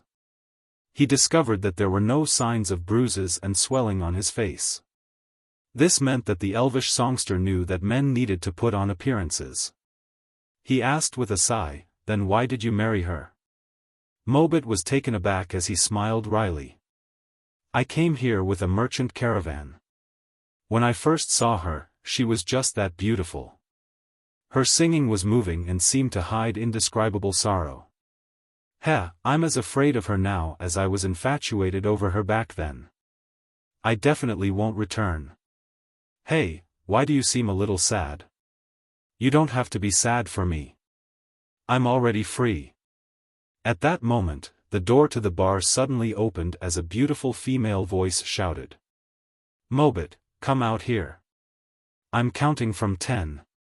Never come back if you don't come home." 10, 9, Mobit immediately jumped up and ran to the door. As he ran, he muttered, "I know you don't have any patience. You always jump to 2 after counting to 8. Klein turned his body and saw Ciata's figure, but he no longer had the intention of communicating with her. The real Mobit and Ciata's were already dead. The ones living in the book world were just 2 characters. Standing up and leaving the bar, Klein came to a nearby deserted alley. He planned on confirming the kind of spirit world this world had. He quickly outlined spherical lights in his mind as his thoughts gradually emptied out and his body and mind became tranquil. As his spirituality spread out bit by bit, several indescribable illusory figures appeared around him. However, up high in the sky, it lacked the 7 lustrous brilliances of different colors that contained endless knowledge. The 7 lights don't exist here. The number of spirit world creatures here are lacking.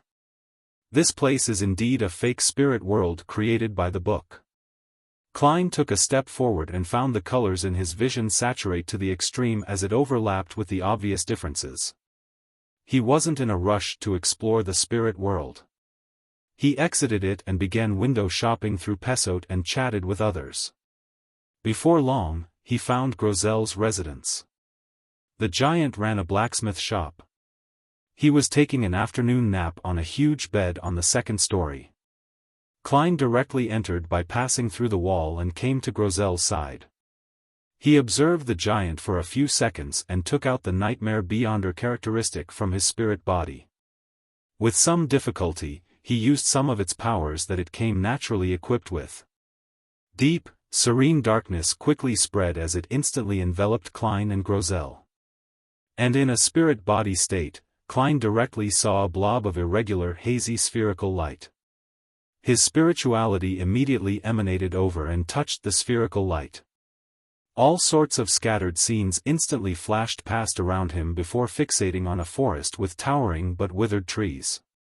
On the other side of the forest was a mountain and steep cliffs. At the top of it was a magnificent palace. The palace was huge and opulent, and it didn't seem suitable for humans. It gave him the impression like it was from a myth, as the light of dusk that scattered above it seemed frozen. Klein had seen this palace before. It was the giant king's court that had appeared in the dream world of the battlefield of the gods. However, this angle was completely different from before. He was situated behind the king's court.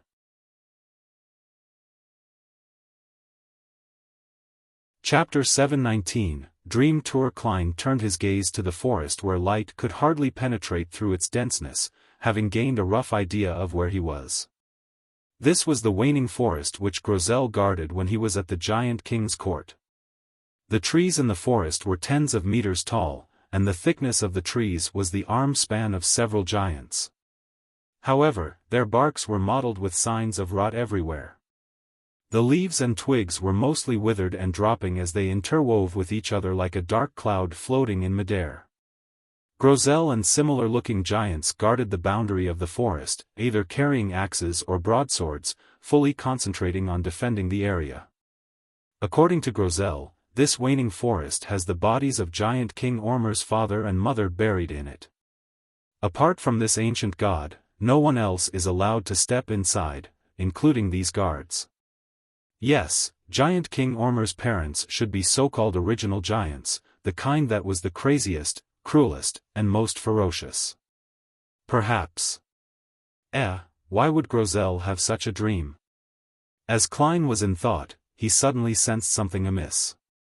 According to his random conversations in Pessoat, the present Grosel was a native giant who had nothing to do with the giant king's court. Therefore, having such a dream made it appear rather abnormal.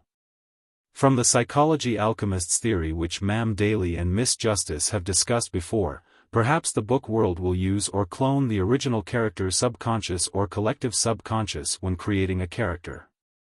Then, it would make minor changes, making the consciousness fulfill the required settings. Therefore, Grosel's dream will be influenced by his subconscious, reproducing life in the giant king's court. If that's the case, it can only be said that this book is a cruel author. The moment Klein thought of this, he suddenly had an idea. He felt that this was an opportunity for him to gather relevant information on the giant king's court. He previously planned on directly learning about such matters through Grosel. But in order to keep his promise, the giant guardian had died in the battle with King of the North Ulyssen. After his spirit body left the book world, it quickly dissipated without giving him any chance of communicating. Now, he finally had another method, which was to explore Grosel's dream. There had to be parts of it that were ridiculous or exaggerated, but the remaining content had to be a true reflection of reality.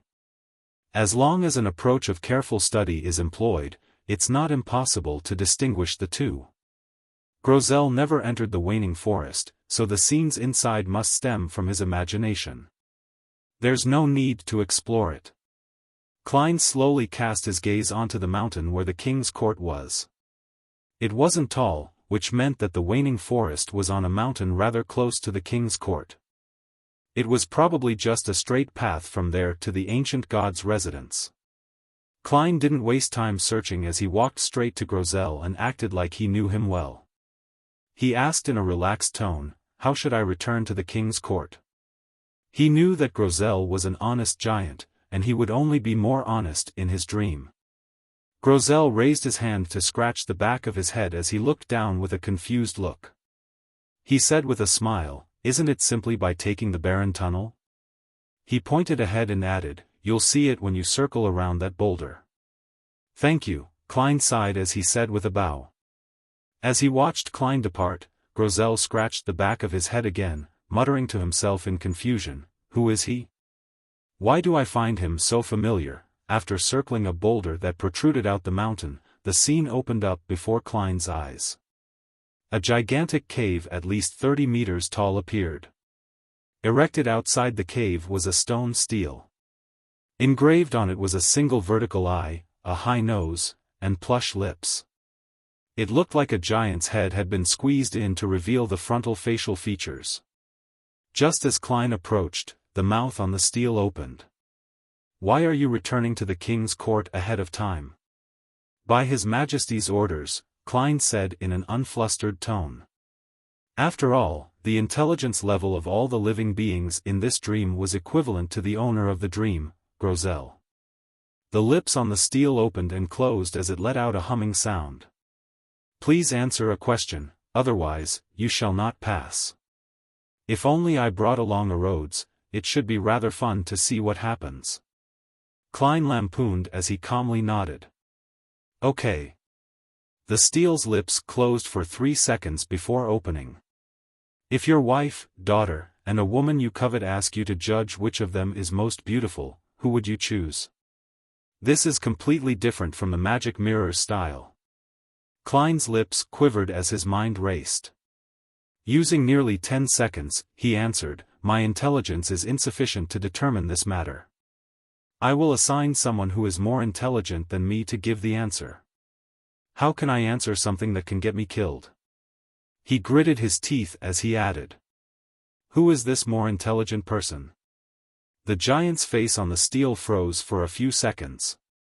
Klein solemnly answered, "Of course it's our king." The stele was shocked beyond words. It took quite a moment before it said, "All right, I'll consider it as you answering the question. You may pass." Klein immediately crossed the strange stele and walked into the cave. The ground in the cave was paved with large stone panels that had been weathered. The sides and top of the cave were filled with murals, speaking of stories of the giants and dragons battling the demonic wolves, mutants, devils, and phoenixes. The drawing style was crude and the color choice was dark. However, it was extremely vivid. Klein walked forward as he observed the murals. He discovered that there were swaths of withered weeds, as well as all kinds of coarse gravel in between the stone panels and the bottom of the murals. And the lack of water and the decline of life became more apparent the deeper he ventured inside. After walking for an unknown period of time, Klein saw a huge grayish-blue open door. Standing on each side of the door was a 4 to 5 meter tall giant. The giants guarding this place were different from Grosel and the others. They wore solid and beautiful iron-black armor and firm, exquisite helms. They looked like 2 huge statues. They didn't stop Klein and allowed him to pass through the door and enter the hall within. The hall wasn't too spacious. The ends of the hall could be seen clearly, and it could probably only hold 5 to 6 giants. As Klein was observing his environment, he suddenly halted. Then, the hall seemed to be pulled up by an invisible hand as it quickly rose. He staggered a little before finding his footing. All he saw were grayish-black walls flashing by as they kept sweeping downwards. In about 10 seconds, there was a thud as the hall stopped ascending. At this moment, it wasn't the cave tunnel outside the door, but a magnificent palace propped up by stone columns. Klein briskly left the original hall as he sized up his surroundings with piqued interest. "This is the giant king's court's elevator. This seems to be the place where the guards live. Outside is a long table taller than humans, with extremely large chairs. On the 2 sides are rooms, and inside them are neatly ordered beds."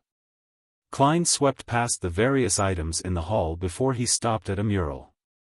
The mural's main character was a giant dressed in full-body silver armor. As there was nothing to scale, Klein was unable to know exactly how tall he was. The giant stood by the side of a cliff, with a sword in hand pointing diagonally upwards. His body emitted a bright halo, like a rising sun illuminating the surroundings. Many giants were genuflecting around him, as though praying or worshipping him and awaiting a bestowment.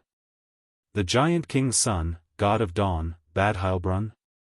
Klein looked at the face of the mural's main character in thought, and he saw that his face was blocked by a mask. There was only a dawn-like halo coming from his eyes. It's very similar to the god of combat statue in the Backlund underground ruins. His face is completely hidden behind a mask. Heh, Queen Mystic said before that the god of combat is a giant who lived from ancient times. Therefore, their church's headquarters, the Great Twilight Hall, resembled the Giant King's court. Could it be the son of the Giant King? God of Dawn escaped the destruction of the king's court, and at a certain point in time, he managed to retake the authority wielded by his father? Klein made a bold guess, but he lacked any evidence or clues. He used the correspondence principle to look at the wall opposite the mural. There was also a mural there, but the main character was no longer God of Dawn, Badheilbrunn. Instead, it was a female giant in a leather vest and long skirt. This female giant stood sideways. Her facial contours were soft, and her single vertical eye was focused beneath her. Long, dark brown hair reached all the way to her back. Her right hand was spread out as she held items like wheat and fruits. Around her were golden fields, clear lakes, and trees covered with fruits and colorful mushrooms. Giant Queen, Goddess of Harvest, Omabella? Klein looked around, but he didn't see the mural representing Giant King Ormer. There's no depiction of the ancient god because this is the residence of remote guards? Then, going out from here will likely be the interior of the Giant King's court. Klein carefully walked to the door. He used the method he employed in the dream world of the battlefield ruins of the gods by activating creeping hunger and using the strength of a zombie to open the door. However, there wasn't a palace in the frozen dusk that he had imagined outside. Instead, it was a gray, hazy world. It appeared to be a cliff with a bottomless pit. According to Miss Justice's previous experience, this is likely the boundary of the dream. The only way is to head down and enter Grozel's subconscious. Finally, I'll arrive at the Sea of Collective Subconscious. Miss Justice discovered a mind dragon in the human Sea of Collective Subconscious where she was. Then, in this book world created by the Dragon of Imagination, what would be contained in the Sea of Collective Subconscious? Klein's mind whirred as he conjured a staircase that led down into the hazy world. The staircase didn't head straight down but spiraled around deep into the gray haze. The bottom couldn't be seen, nor were any of the details of the mind world that were possible to discern.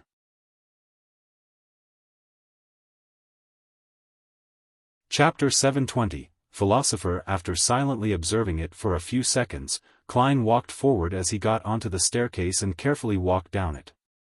The surrounding light gradually dimmed with a gray, hazy luster that enveloped the extremely silent world. The moment Klein proceeded down the staircase, he felt more and more like he was being locked inside a dark, silent room. Slowly, his ears could hear his sloshing blood and his beating heart. The latter sped up as it was invaded by panic and horror which he could hardly keep in check. Klein focused his mind as he imagined the stacks of spherical light so as to stabilize his emotions and recover. To his side, a grayish-white cliff coldly stood there, a representation of the domain of Grozel's consciousness. It was silent as though it were dead, but the surrounding grayness would occasionally coruscate. Klein focused his gaze and saw that in one of the points of light, there was a giant who ripped apart a human before stuffing it into his mouth, as well as Grozel panicking. Back then, the latter was less than 3 meters tall, and it was clearly still an adolescent. The point of light flashed past, appearing in the frozen dusk that scattered over the mountain peak. Time here seemed to become impeded. Klein was just about to seek out any valuable information in Grozel's subconscious when he suddenly heard sounds akin to a beast's panting. With a whoosh, a huge palm appeared from the surrounding haze. Its skin was grayish-blue and was covered with signs of rot. On it was an obvious yellowish-green liquid as it quickly grabbed at Klein's ankle. Amidst the panting sound, similar palms rose up one after another from the staircase below, as though they were attempting to forcibly pull Klein's spirit body into the mind world's darkest and most unfathomable zone. Instantly, these rotting palms formed a dense horse as they kept struggling upwards and let out sounds of horrible, hair-raising panting. It made Klein instinctively jump up 3 steps. However, the countless palms that belonged to giant corpses didn't stop. They squirmed along the staircase as they surged upwards, covering every inch of space. Klein was just about to reach out his right palm to draw a death knell and use purifying bullets combined together with death knell's slaughter ability to finish off the countless monsters when 2 questions suddenly flashed in his mind. Where do these palms come from? Why would they be inside Grozel's subconscious? The moment this thought came to mind, his spiritual perception was triggered. Klein came to a realization as he immediately abandoned his thoughts of using death knell. He calmed his breathing and imagined the spherical lights. The huge, rotting palms took this opportunity to reach his feet as they grabbed his calves and ankles. At that moment, they silently vanished as though they had never appeared. Indeed, this is an illusion created by Grozel's subconscious. Here, minds don't just face each other, but they interact with them as well. If one lacks the corresponding beyonder powers, the deeper one goes, the easier it is to have an emotional breakdown. Intrusion by the other party's subconscious will slowly happen until one's beyonder powers are severely tainted.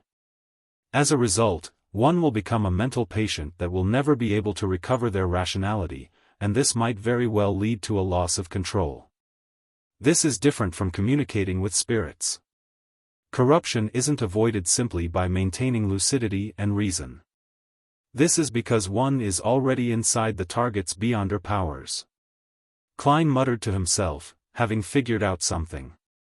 He hesitated for a few seconds before turning around to climb back up the stairs. He gave up on venturing deep into Grozel's mind world because he lacked the beyonder powers to placate his own mind. Insisting on heading down was equivalent to suicide. I'll consider exploring again after I find a mystical item that targets this aspect. Klein determined his thoughts as he walked faster. Finally, with a leap, he returned to Grozel's dreamscape and returned to the guard's quarters in the giant king's court. He already felt exhausted, so he immediately left the dream, walking out of Grozel's blacksmith through the walls before observing the wonders of the book world. I've already met Grozel, Mobit, and Ciatas. And while I was casually chatting with others, I also heard of the devout priest, Snowman, and the philosopher, Frunzier. However, there isn't an Anderson Hood, Edwina Edwards, Danitz, or Gehrman Sparrow. Therefore, only the dead will possess brand new characters in the book. Or could it be that only those who had stayed in here for extended periods of time, fully expressing themselves as an adventurer in their day-to-day lives, would be able to have their subconscious replicated? As Klein strolled by the side of the street which was illuminated by the setting sun, he considered something that he found crucial. If it were the former theory, where the dead would revive and become new characters, then there was nothing Klein needed to worry about.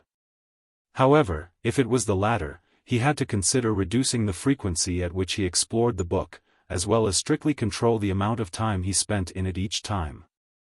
There's no way to ascertain it for now. I'll deal with the situation by assuming it's the latter. There's definitely nothing wrong with being cautious. Klein quickly made up his mind and was about to return above the gray fog. At that moment, he saw another familiar figure. Frunzier, with his black hair and blue eyes, was sitting on a long, wooden chair by the street. He was staring blankly at the sky which seemed to be alit in flames, as though he was in thought. Recalling how this lone soldier's ash urn was still with him, he planned on sending it back to the Church of Storm Cemetery in Backland. Klein silently sighed and walked over before sitting beside him. He asked as though it was a casual conversation, "What's on your mind?" "I'm wondering who I am, where I come from, how I should return." Frunzier didn't look away as he said in a dreamlike state. Without waiting for Klein to ask another question, he shook his head with a chuckle. "I ultimately feel that I don't belong here. I'm not myself at the moment, and that there's some place awaiting my return. They always mock me for considering such pointless questions, so they gave me the title of Philosopher." As he spoke, he looked at the setting sun and once again fell into silence and looked spellbound. Klein didn't say a word. He sat there quietly and accompanied Frunzier in watching the sunset. Finally, he silently vanished. Frunzier didn't notice that the person beside him had already left. He sat there motionless like a marble statue, looking far into the distance. After replenishing the ship's supplies, Alger Wilson instructed the Blue Avenger to leave the Resistance's private harbor. It wasn't going to stay too long in the Rorstad archipelago. He had to return to Pasu Island to make his report by the designated time. At that moment, in the captain's cabin, he was watching in anticipation at the illusory door that was formed by items with spirituality and a burgeoning flame. It was the door of sacrifice, and it was also a door of bestowment. Amidst an illusory creaking sound, the mysterious door slowly opened, revealing an infinite depth and darkness within its interior. Light shot out from within before converging immediately.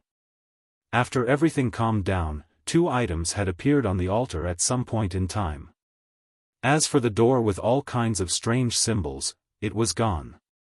Alger was able to compose himself as he seriously thanked Mr. Fool. He finished the ritual according to the procedure before reaching out to pick up the 2 items. One of them was a piece of paper that had been neatly folded, while the other was a translucent jellyfish that had azure blue seawater in it. Alger inspected the latter and discovered that there were occasional vortexes formed by winds or occasional lightning streaks. And from time to time, he could hear a distant, moving voice sounding from it. This voice sounds like a woman's. From the looks of it, this characteristic's owner was a lady. Alger couldn't help but heave a sigh of relief. This meant that it wasn't some quasi-high-ranking member of the Church of Storms that had been killed. The Church of Storms didn't have any female high-ranking members, quasi or not.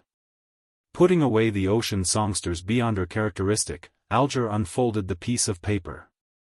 He swept past the main ingredient, and he quickly looked at the supplementary ingredients. Finally, his eyes paused at the ritual. To him, the main ingredients were unimportant with a beyonder characteristic in hand. He could look at it later. As for supplementary ingredients, they were rather easy to find, so they didn't need much attention. It was the ritual that was of utmost importance. Drink the potion in an Obninsk's belly. Alger silently read the ritual's contents as the corresponding information quickly surfaced in his mind. Obninsks were ancient sea monsters. They could directly devour a sailboat, and it had a humongous, distorted body. It had as many as 3 heads and many tentacles that entangled with each other. They were the protagonists in many legends at sea. Most of these sea monsters were tamed by the Church of Storms.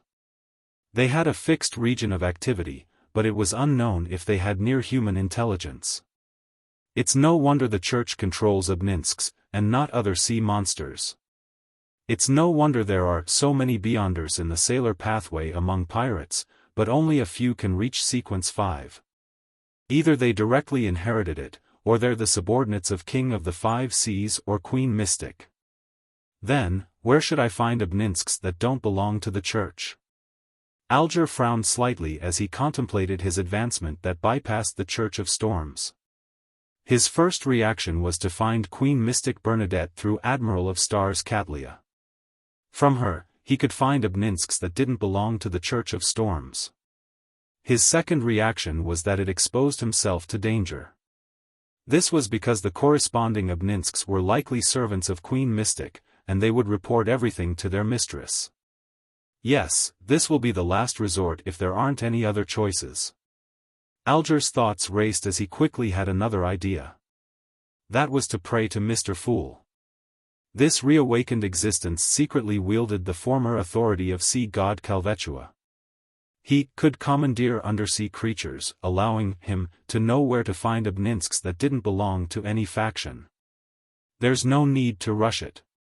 If I were to advance now, I won't be able to hide the advancement from others, because of my lack of control over the spirituality dissipation. I can perform the prayer after I make my report and leave Pasu Island. Alger calmed down and memorized the ocean songster formula. Then, he moved the piece of paper to the tip of the candle's flame. As he watched the flame devour the formula at an increasing speed, Alger's gaze turned deep. After finishing off the remnant traces, his gaze landed on a sea map and locked onto a location. Bansi. Alger had planned on making a trip to Bansi in passing while en route to Pasu Island. He wanted to know what the present state of the harbor was. He had already shared his thoughts with his sailors, and no one objected. This was because they were equally curious as to why Bansi harbor was suddenly destroyed. They were curious what it had turned into.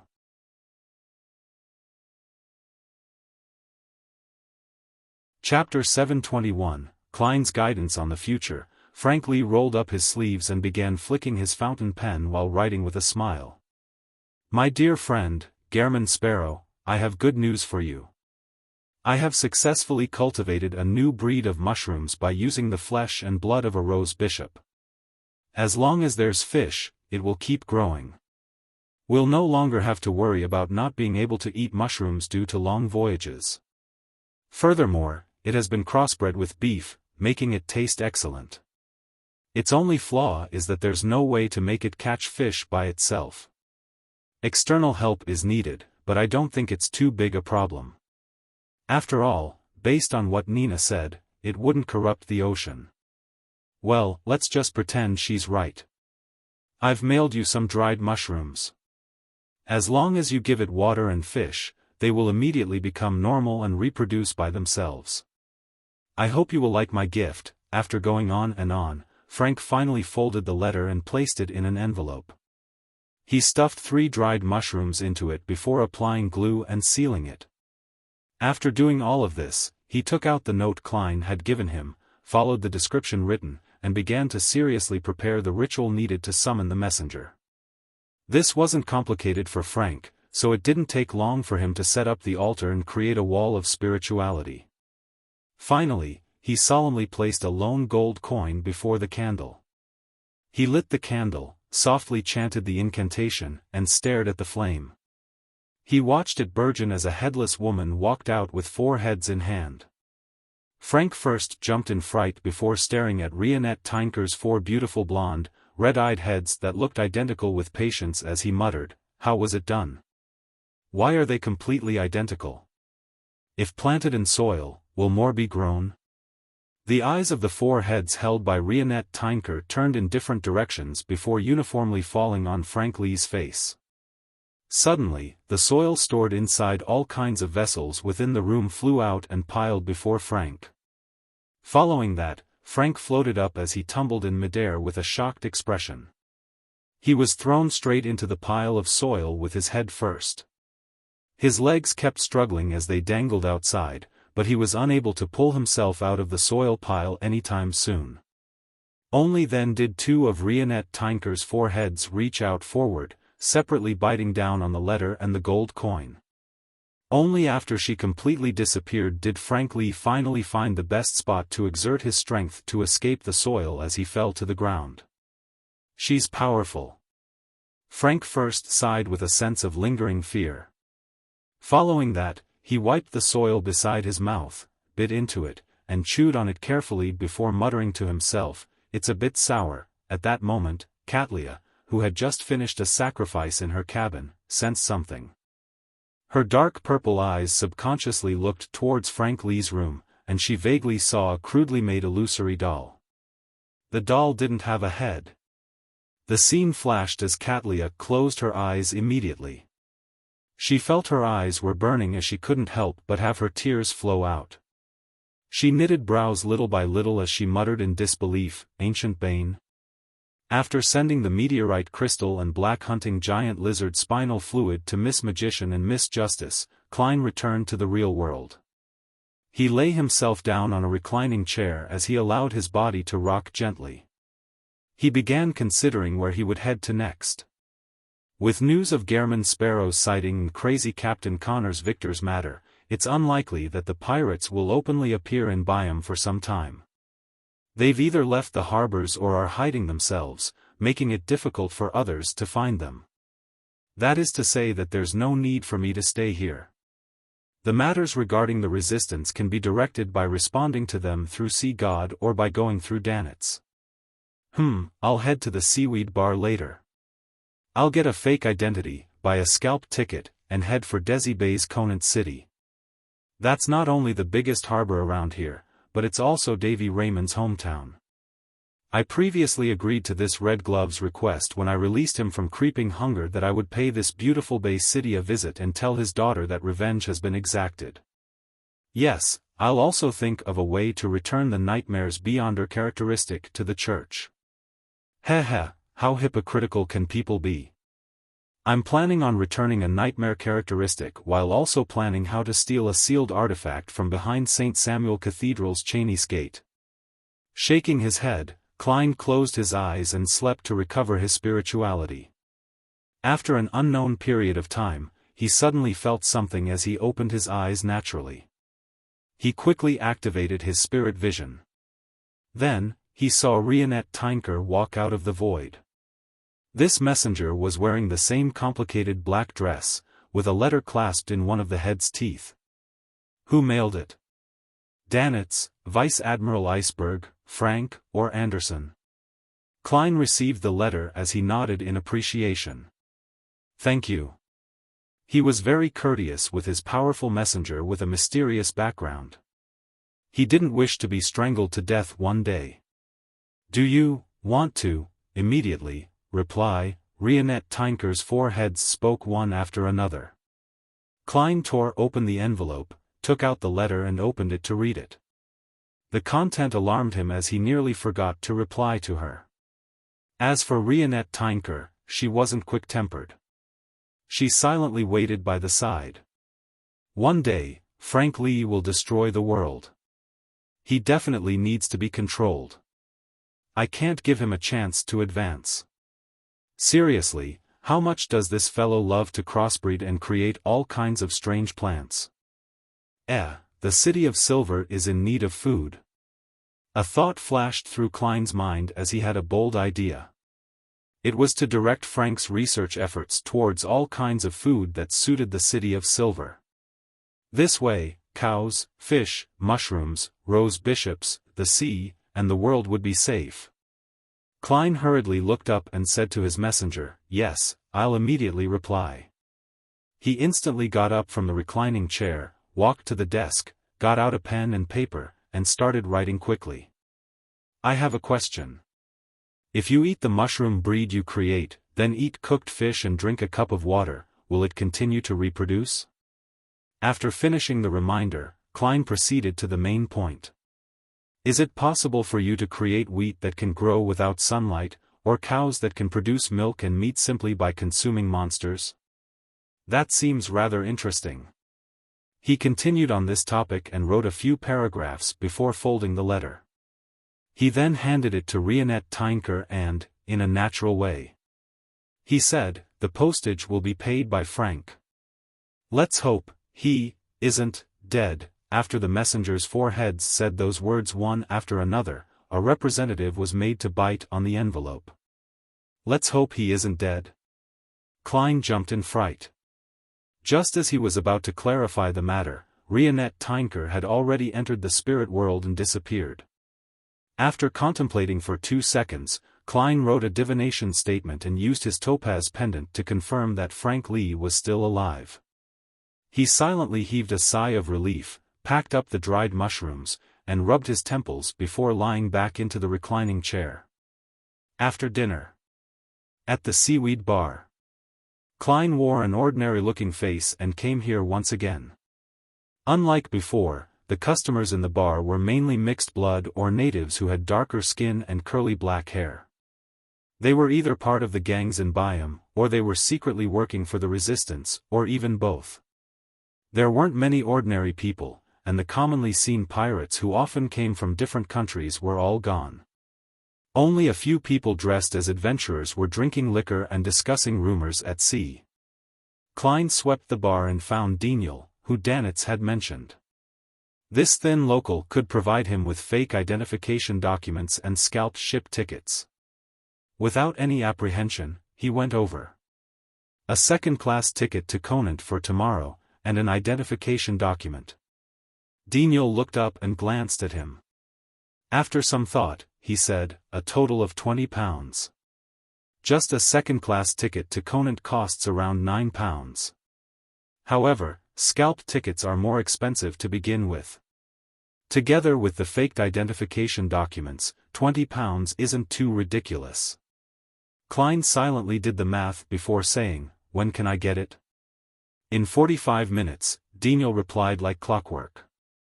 "You can pay £5 first, and then pay the rest after receiving the ticket and identification." "All right." Klein didn't harp on the issue as he took out his wallet and pulled out 5 £1 notes. He wasn't worried that anyone would target his wallet, for it might mean that he would save the £20, or even get more. Moments after Daniel checked the authenticity of the notes and was about to inform his subordinates to get working, he suddenly realized that the bar was extremely silent. Klein also sensed it as he subconsciously looked towards the door. There were 2 people there. One was wearing a formal tailcoat and a black trench coat, with brown hair neatly combed backwards. His eyes weren't big, but they were bright and piercing. He had a thin mustache around his mouth, making him exude a gentlemanly feeling while also looking a little sloppy. The other person wore a hooded robe which was rather rare. His face was hidden in the shadows, making it impossible to identify him. The sloppy gentleman scanned the area and was rather pleased with the crowd's reaction. A silver coin was tumbling in between his fingers as he walked towards Daniel. The hooded person followed behind him, taking out something from his clothes and stuffing it into his mouth, producing crunching sounds. The silver coin stopped moving when the sloppy gentleman came in front of Daniel. He said with a chuckle, "Prepare 10 tickets to Pritz Harbor tomorrow for me. They need to be split between 3 different ships." "Yes, Mr. Oder," Daniel stood up in a panic as he replied. Klein momentarily failed to recall who the sloppy gentleman who was tumbling the silver coin in his hand was. Only when he heard the name Oder did he find him familiar. As he was recalling, he saw the man in the hood take out a coffee-colored sweet before popping it into his mouth. He was munching on it, producing the sounds. After obtaining an affirmative reply, Oder and the man didn't stay any longer. They walked to the staircase in the quiet atmosphere, and they headed for the second floor of the bar. Daniel exhaled as he turned his head to see Klein looking puzzled. He then said, "Oder. The adventurer, Oder, who serves the dawn. I remember, Silver Coin Viper Oder. He's always claimed that he works for Queen Mystic, but no one could prove it. I can ask Ma'am Hermit later. The last I heard of him was at Demir Harbor.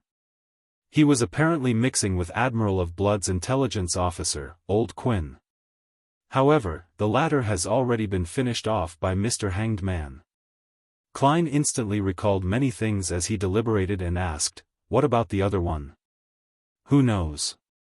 Daniel turned his head to instruct his subordinates as he got them to prepare some identification documents and the corresponding ship tickets.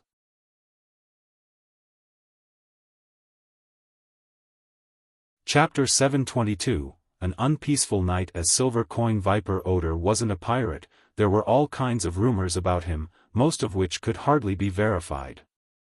Klein retracted his gaze from the staircase and walked to the bar counter. He found a seat at the counter and tapped it.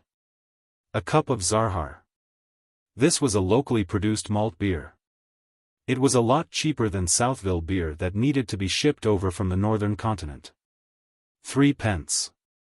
The bartender recovered from his silent state as he picked up an overturned cup. The crowd in the bar began to break out into whispers as they were illuminated by the gas wall lamps.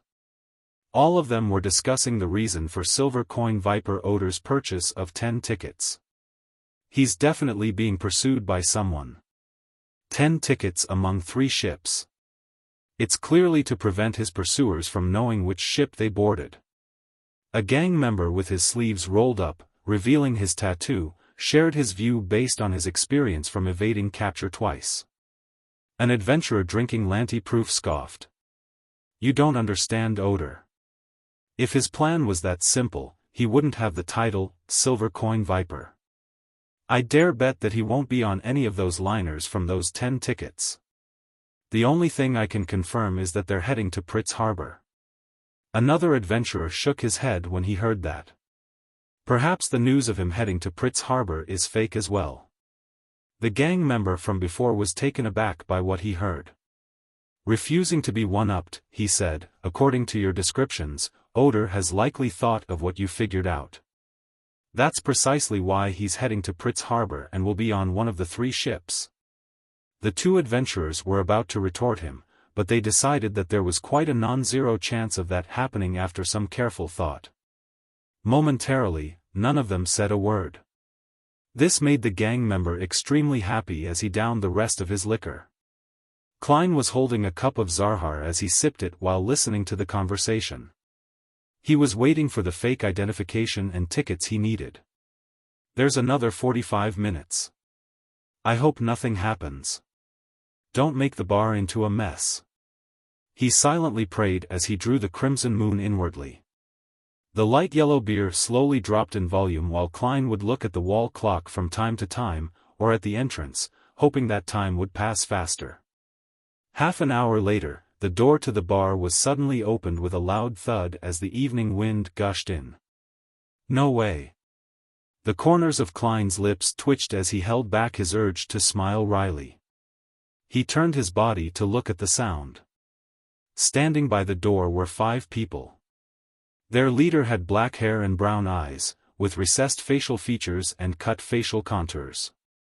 He looked Loanese and looked to be in his early 40s. His expression was cold and he exuded a natural air of dominance. It made everyone in the bar quieten down without realizing it. And the 3 men and the woman behind him were in trench coats. They didn't hide the fact that they were holding revolvers, and that they would instantly aim and shoot if there was any slight sign of abnormalities. I don't know them. They aren't on any wanted list or have any bounties on them. Klein mumbled to himself as he maintained his state as a spectator. The 5 intruders suddenly scattered as they came before different customers, bent their backs slightly, and looked at them before asking, "Where is Silver Coin Viper Oder?" The customers were hesitant to give an answer when they saw the black muzzle pointed at them, along with the handle made of ivory and ebony which exuded a strange sense of beauty under the lights. They went to the 2nd floor. The customers who had been asked nearly pointed to the staircase in unison. Someone is really pursuing Oder. This is an act against Queen Mystic, or has Silver Coin Viper done something himself? Or could it be because of the mysterious hooded man beside him who was eating sweets? Klein drank another mouthful of beer as he saw the intruders send 4 people up to the 2nd floor. One was left behind to continue questioning the customers. Soon, the latter grasped the situation of Oder's request to purchase tickets from Daniel. Immediately, the person walked straight to the thin and dark-skinned black marketer, and he asked in a heavy voice, "Tell me honestly. Where is Oder heading with those tickets?" Daniel didn't put on a front just because of his social connections. He forced a smile and said, he didn't make it clear. He requested for 10 tickets that are to be distributed across 3 different ships. The departure date is set for tomorrow with the destination being Pritz Harbor. For real? The questioner was a seemingly radical man in his 20s. Daniel softly replied, "You can ask anyone here." All of them heard it. Dogs hit. The man shoved Daniel angrily as he turned to walk towards the other customers. Daniel staggered backward and was about to fall and hit his head onto the side of a tiny circular table when he suddenly felt an additional force on his shoulder. Instantly, he regained his balance. He subconsciously looked over and saw that it was the customer who had just requested to purchase a fake identity and scalp tickets. "Thank you, those bunch of military hyenas." Daniel first thanked him before softly saying through clenched teeth. The person who had helped him was Klein. He didn't wish for anything to happen to this ticket scalper. After all, he had paid a deposit of £5. Of course, helping the innocent was also a habit of his. Military hyenas? In Byam, this description often refers to people from MI9. What did Silver Coin Viper Oder do? Klein silently asked himself as he eliminated the possibility that someone was targeting Queen Mystic. To the lone military, it was meaningless. As he was thinking, the MI9 members who had headed up to the second floor rushed down. As they ran, they said to their partner, "He has long fled through the window." The group of people came and left in a rush. Soon, the bar resumed its usual din, but the still gently wobbling main door proved that it wasn't as calm earlier. Klein's wait for his fake identification documents and scalped ticket paid off. He didn't need to worry about any possible interruptions. After paying the remaining £15, he left the seaweed bar, and he returned to the ordinary inn he stayed at. John Yode. This name is way too simple, isn't it? Before I return to Backlund, I need to make a more realistic identification document. Klein flipped through the series of identification documents before throwing them inside his suitcase. He took a bath and relaxed, prepared to leave Byam tomorrow, and begin the last stage of his sea travels. At this moment, he heard knocking at the door. "Who is it?" Klein hurriedly took off his bathrobe, wore his clothes and pants, and walked to the door. Outside were a few policemen in black. One of them looked Loanese, while the rest were either mixed bloods or pure natives. "What's the matter?" Klein asked, puzzled. "Please show us some identification," a mixed blood said politely, since the gentleman in front of him was apparently a Loanese. "Thankfully, I just made one. Otherwise, I'll be spending the night at the police station, or I'd have to flee on the spot, change my looks, and redo everything." Klein mumbled as he returned to his room, and took out the identification documents. The lone police officer casually flipped through it as he said, "Mr. Yode, are you living alone?" "Yes, everyone in the inn can vouch for me," Klein replied frankly. The Loanese police officer revealed a smile and said, "Have you seen this person before?" As he spoke, a constable beside him unfolded a portrait. On it was an elder who was abnormally thin with white messy hair. Apart from that, nothing stood out. "No." Klein shook his head. "He likes to eat sweets," the Loanese police officer added. Sweets, Klein suddenly recalled the mysterious hooded man behind Silver Coin Viper Oder. He had been eating plenty of coffee-colored sweets in a short period of time. After a short deliberation, Klein said without hiding anything, "Perhaps. Back when I was in the seaweed bar, I saw a man who loved eating sweets and was following Silver Coin Viper Oder." The Loanese officer didn't hide his disappointment. After a simple word of thanks, he ended the questioning. Only after he knocked on the other guest rooms did Klein close the wooden door, and return to the reclining chair. Oder's matter has not only attracted MI9, but it has also gotten the Governor General's office to send manpower to do a citywide search. "This is quite something," he muttered, and decided to head above the grey fog to browse through the prayer points of light around the sea god scepter. He could gain more information from the prayers of the believers in Byam. He didn't wish to end up embroiled in a massive maelstrom for giving the wrong response. After entering the bathroom, he went above the grey fog where he summoned the white bone scepter from the junk pile. Swirling around it were countless points of light. As he browsed through each point of light, he determined that the questioning wasn't on a small scale.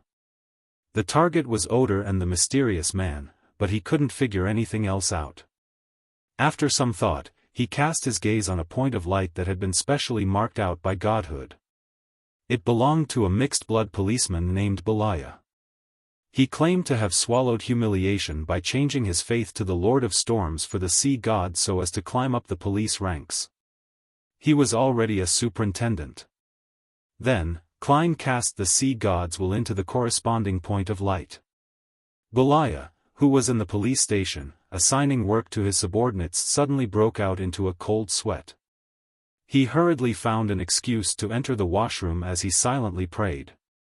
"Blessed of the sea and spirit world, the great Calvetua, your pious believer has something to report to you." The person we are specially searching for tonight is a very thin elder. His hair is completely white, but he has luxuriant hair. It's just very messy. He's very afraid of the cold, and he wears thick clothing even in Biome. He loves to eat sweets, as though he's a steam engine himself, and sweets are high-quality coal. The higher-ups have informed us to find him, but not harm him. Klein ignored Belaya and reined his thoughts back as he tapped the side of the long table. Compared to the portrait, such a description gives me a sense of familiarity. It's like I've heard of it somewhere in the past. To a seer, a sense of familiarity meant a clue. Hence, Klein wrote a divination statement and began questioning his spirituality. As he chanted the statement, he leaned back into the chair. He fell asleep with the aid of cogitation. In the grey and dark world, Klein found himself back in Backland, back in 15 Minsk Street, which he previously rented. In front of him was the red-eyed Ian. This teenage boy looked up and said, "Tyranny von Helmasuin, the greatest scientist after Emperor Roselle, a mathematician, a mechanist, and the father of the second-generation difference engine." Suddenly, Klein woke up and knew who MI9 was looking for. They were finding the great scientist who caused many deaths between the lone military and the INTA spy organization solely because of a third-generation difference engine. They were finding the science freak who had mysteriously disappeared for years. It's no wonder Admiral of Blood's intelligence officer, Old Quinn, had a modified radio transceiver that surpassed those in Backland. Klein was instantly enlightened.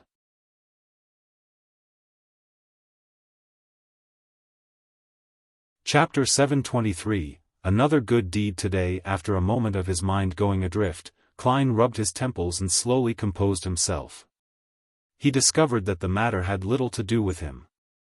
He wasn't motivated to participate in the matter. He was apathetic to whether the lone military found Tyranny von Helmasuin, because he lacked a sense of belonging to the lone kingdom. What he had done in the past was solely to ensure a stable society and that its citizens wouldn't suffer any accidental damage. If possible, he didn't mind instigating a revolution to allow the poor to lead better lives. "I never expected myself to become more of an internationalist after coming to this world." He gave a self-deprecating laugh as he prepared to return to the real world and have some sleep. Under the cloak of darkness, he would allow the tempest outside to freely unleash its might. At this moment, his attention was caught by the biggest item in the junk pile through the corner of his eyes, the radio transceiver. Speaking of which, what is the faction controlling Tyranny von Helmasuin? It's nothing much if it's people from Queen Mystic Bernadette's side. She's a strong believer of "do as you wish, but do no harm," so she wouldn't do anything overboard. It wouldn't be good if it's the Rose school of thought represented by Admiral of Blood. Ignoring the Temperance faction that's being suppressed, as believers of the Chained God or Mother Tree of Desire, their level of vileness can't be lower than the Aurora Order. Letting them grasp the most advanced technology available might bring about a disaster. Klein stopped his actions of wrapping his body with his spirituality. He gently tapped the edge of the model table. He soon had an idea, which was to bring the radio transceiver back to the real world, adjust it to the correct frequency to see if he could receive the telegrams from Admiral of Blood's crew. Then, he could use the codebook he had to decipher the communications. There will be a huge sweep of the city tonight. The matter must be at a rather important and intricate point.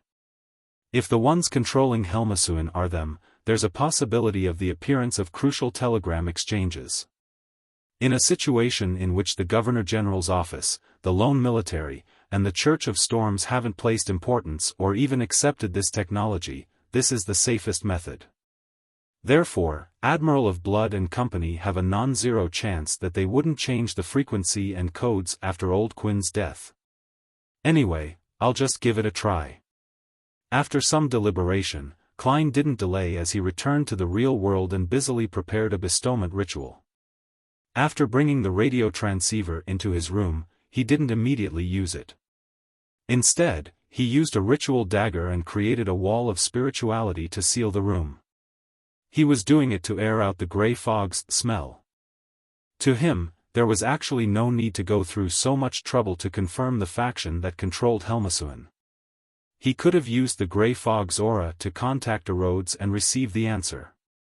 But the problem was that he had posed his questions recently, and that smell that frequently appeared might incur the notice of evil gods like the true creator or the primordial demoness. It was extremely dangerous. Therefore, Klein decided to play safe by relying on himself. After about 8 minutes, when the tearing was almost complete, he dispelled the wall of spirituality and controlled the radio transceiver to begin his surveillance. After an unknown period of time, the corresponding frequency received a transmission. Klein held back the joy in his heart as he seriously made notes. Then, he flipped through the codebook which he had replicated using divination, and he began the necessary deciphering process. Soon, he wrote a line on a note, 32 Black Pepper Avenue. 7 a.m. tomorrow. Indeed, the people in control of Helmasuin are Admiral of Blood and Company. There might be powerhouses from the Rose school of thought involved. Klein immediately made a judgment. This wasn't confirmed based on the content of the telegram, but a simple inference from the existence of the telegram itself. If Admiral of Blood and Company were uninvolved, it was unlikely for them to send and receive telegrams involving Byam Streets. The meaning of this telegram is to gather by 32 Black Pepper Street tomorrow before 7 a.m. Does it mean that Helmasuin and Silver Coin Viper Odor are hiding there, and they're reporting to Admiral of Blood of their location and giving a corresponding time? Klein thought for a moment and immediately returned above the grey fog. With the intel he had just received, he wrote the divination statement, Tyranny von Helmasuin's present location. With the paper in hand, he leaned back into the chair and chanted the statement in a raving-like manner as he entered a dream with cogitation. In the grey, hazy world, he saw an underground hall with countless gas wall lamps. Inside the hall was a massive, complicated machine. It was constructed from copper cylinders, operating levers, take-up levers, and countless gears. It took up nearly 2/3 of the space. A thin elder with grizzled, disheveled hair wore a thick coat as he paced in front of the machine. From time to time, he would pop a sweet into his mouth and munch on it noisily. No, it shouldn't be called a difference engine. It's an adorable fellow who can analyze questions and calculate the answer based on a set of procedures. Yes, its name should be a calculator. The elder kept muttering to himself as Klein's vision was pulled upwards and out the underground hall, arriving at the building above. It was a 3-story villa with a garden and lawn. Outside was its address, and it reads, 32 Black Pepper Avenue. He really is here. Klein opened his eyes as he silently exhaled. Then, he was stumped about what to do next. A scientist like him is useless to me. Instead, it's the root of many problems.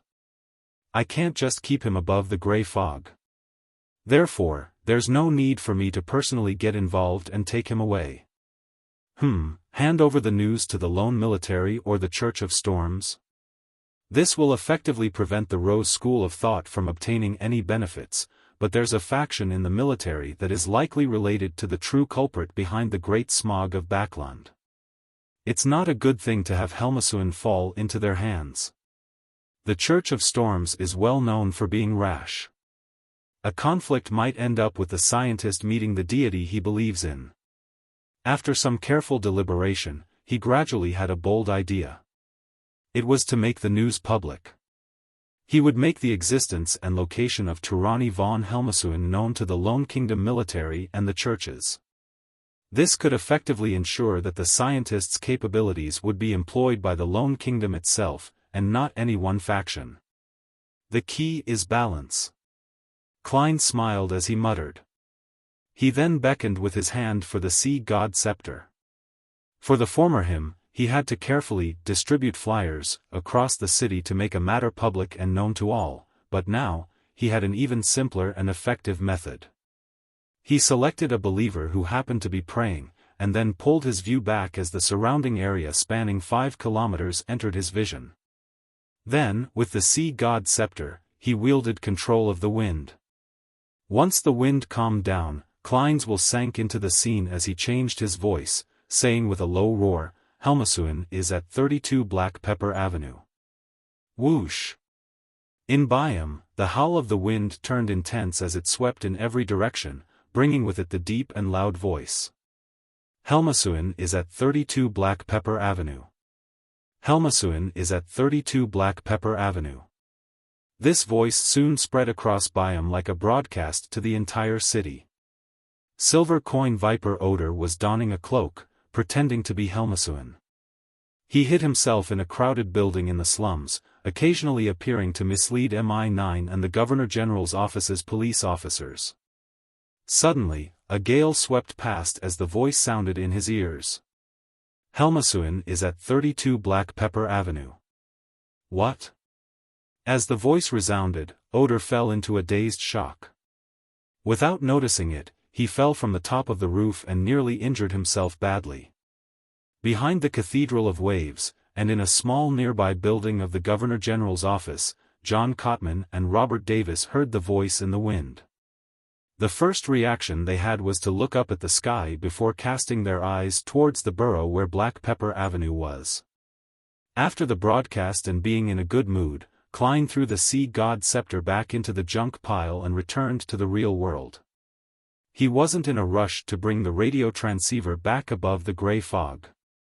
Instead, he left it there as he continued monitoring the transmissions. This way, even if there are powerhouses from the Rose School of Thought hidden in Byam, they wouldn't dare appear. And regardless who takes action, they'll have no choice but to hand it over to the country. Unfortunately, I don't have the habit of writing a diary like the Emperor. Otherwise, I could write something like, "I did another good deed today." Klein silently sighed, took off his coat, got into bed, and slept. He didn't care what was going to happen next, as it had nothing to do with him. After sleeping for an unknown period of time, he suddenly woke up and sat up. Then, there was knocking on his door. Who could it be? To knock in the middle of the night. "I'm currently John Yode." Klein wore creeping hunger and took out Death Knell from under his pillow before coming to the door. The visitor's looks quickly surfaced in his mind. It was a thin elder with grizzled, disheveled hair. He was wearing a coat stuffed with cotton and a tweed overcoat. He was popping a coffee-colored sweet into his mouth. "Tirani von Helmasuin. Holy fuck. Why is he here looking for me? I'm just the ordinary John Yode. Also, how did he escape the tracking of a demigod?" Klein's first reaction was to tell the man that he had gotten the wrong person, but he held back and asked, "Who are you looking for?" Helmasuin smiled weakly and said, "I noticed you when we were in the seaweed bar, however, I didn't have a chance to talk to you. My life is at its end, so I recently recalled many things. Please allow me to introduce myself. You can call me Orange Light Hilarion." "Orange Light Hilarion?" Klein was taken aback before he asked in puzzlement, "Is there something?" Helmasuin chuckled. "I'm here to warn you. Be careful of the mother tree of desire." He paused for a moment before saying, "All right, I need to leave, and I'm about to die before returning to the spirit world. Do you have any enemies here?" "Why do you ask?" Klein asked, confused. Helmasuin coughed and said, "I can silently die at their doorstep. That way, you would have your revenge."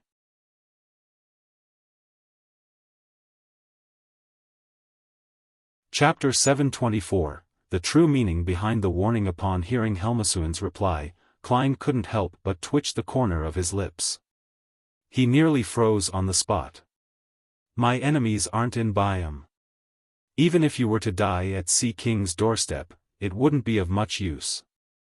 He slowly drew a breath and didn't continue the topic. Instead, he asked, "Helmasuin, no, Mr. Hilarion, how did you notice me? You even came here before your death to specially warn me." This was also the puzzlement he had towards Rhodes and Rionette Tinker. He just never had a chance to ask them. With the door in between them, Helmasuin fell silent for 2 seconds. Then, he said with a smile in his tone, "There are some tiny unique traits about you. In high-level creatures of the spirit world, it's no secret. It's noticeable as long as they make contact with you in close proximity. After all, the gray fog that represents the great ruler of the spirit world is above our heads. Deities with certain unique authorities or beyonders who represent fate can also discover this point to a certain extent. Of course, the premise is that close contact has to be made." Gray fog. Although Orange Light's explanation and Rhodes's compliments are nearly identical, he is the first person I've met that directly pointed out the gray fog to me to my face. Therefore, the mysterious space is the divine kingdom above the spirit world left behind by the great ruler? Which sequence 0 pathway is this? The deities who can discover that I'm augmented by the gray fog include the Mother Tree of Desire, so she was able to target me? Klein's thoughts bubbled like boiling water as all sorts of questions popped in his head. Just as he was about to speak, Helmasuin had continued, "In Yellow Light's prophecy, the great ruler above the spirit world is one of the variables of the apocalypse. However, I cannot be sure that you are equivalent to him. There are too many possibilities for you that allow that unique trait, for example, you being his blessed, his child, or his chosen oracle, but none of this stops me from expressing my friendship." Ahem. You know about Backlund's stock exchange, right? You're like a railway company that just got listed. You seem to have a bright future ahead. Some people will naturally think well of you and purchase a certain number of shares, but there will be no lack of people who are greedy. They wish to use other means to seize this company or obtain the controlling rights. I'm part of the former, while Mother Tree of Desire and even more powerful spirit world creatures are part of the latter. Is that so?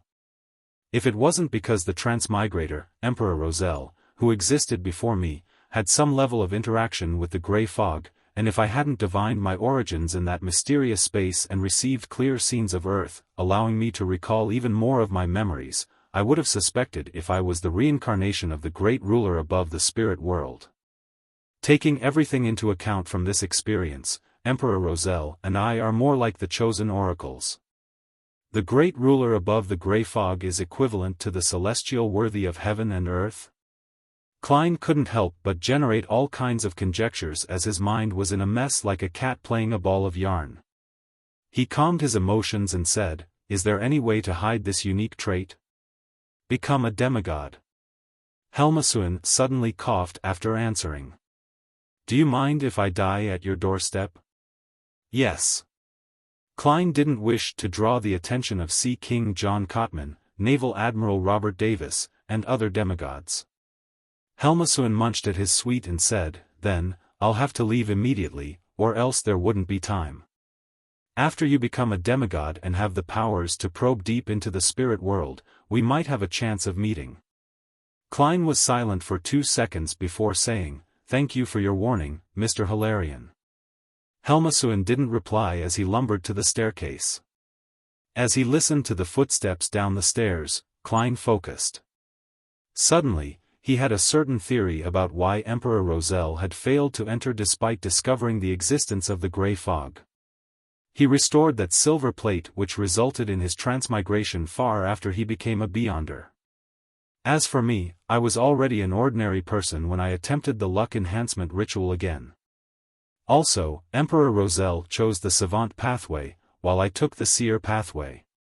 The mysterious space above the gray fog clearly provides great aid in divination. Therefore, the prerequisites for entering the space above the gray fog is to be an ordinary person or be a Beyonder of the Seer pathway, as well as knowing of the corresponding incantation, rituals, and symbols. The Emperor's experiments were too late, and he had chosen the wrong pathway, so he naturally had no means of entering it. With how the Seer, Apprentice, and Marauder pathways are considered neighboring pathways, perhaps the former two would work too. Could this be the deeper reason why the Emperor made the poignant point in his diary that he should have chosen one of these three pathways? Apart from not having any sequence 0 for these three pathways, preventing any influence from the peak, it's also the key to entering the grey fog? As his thoughts churned, Klein placed this matter, which he couldn't obtain any confirmation of, at the back of his mind. He began considering Orange Light Hilarian's warning. Be careful of the Mother Tree of Desire. Due to the incident as Admiral Emirius, Klein was rather wary against the Mother Tree of Desire. He had no choice but to change his identity and use the need for him to act, so as to hide for 2 months. Subsequently, he wasn't too willing to provoke Admiral of Blood and other members of the Rose School of Thought, afraid that he would fall into a trap. Towards the extreme danger lurking around, a normal human's first thought was to resolve the matter. It was likewise the same for Klein. However, the problem was that he had no solutions. The Mother Tree of Desire was suspected to be a sequence 0 true god located in the astral world. Even if Klein jumped up, there was no way he could hit her or defeat her. And the faction, the Rose School of Thought, that she controlled was an organization with quite a long history.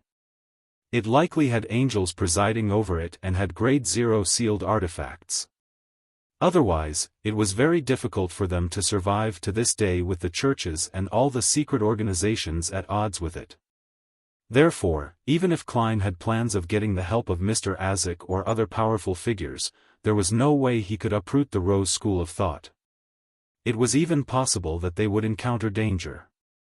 Due to these reasons, Klein could only hide and hope that he could successfully advance to sequence 4 and become a demigod. I've always been careful against the Mother Tree of Desire. Mr. Orange Light Hilarian didn't know that I once fell for the evil god's trap at Oravi Island? Or did he specially come over to warn me that she would be doing something major soon? He was previously under Admiral of Blood's control, and Admiral of Blood is a member of the Rose School of Thought. He might very well know of something. Klein was instantly alarmed. He didn't just blindly believe that a faceless transformation was enough to fool the Mother Tree of Desire's attention. According to Orange Light Hilarian's explanation, she would be able to discover certain unique traits when in close proximity with me.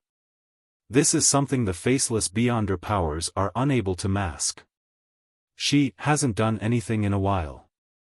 Could it be that she is attempting to use this sensation to bestow something to her believers through some ritual or item, and that she is about to succeed soon? Klein slowly frowned as he felt that it was certainly a possibility. This made him more eager to return to Backlund.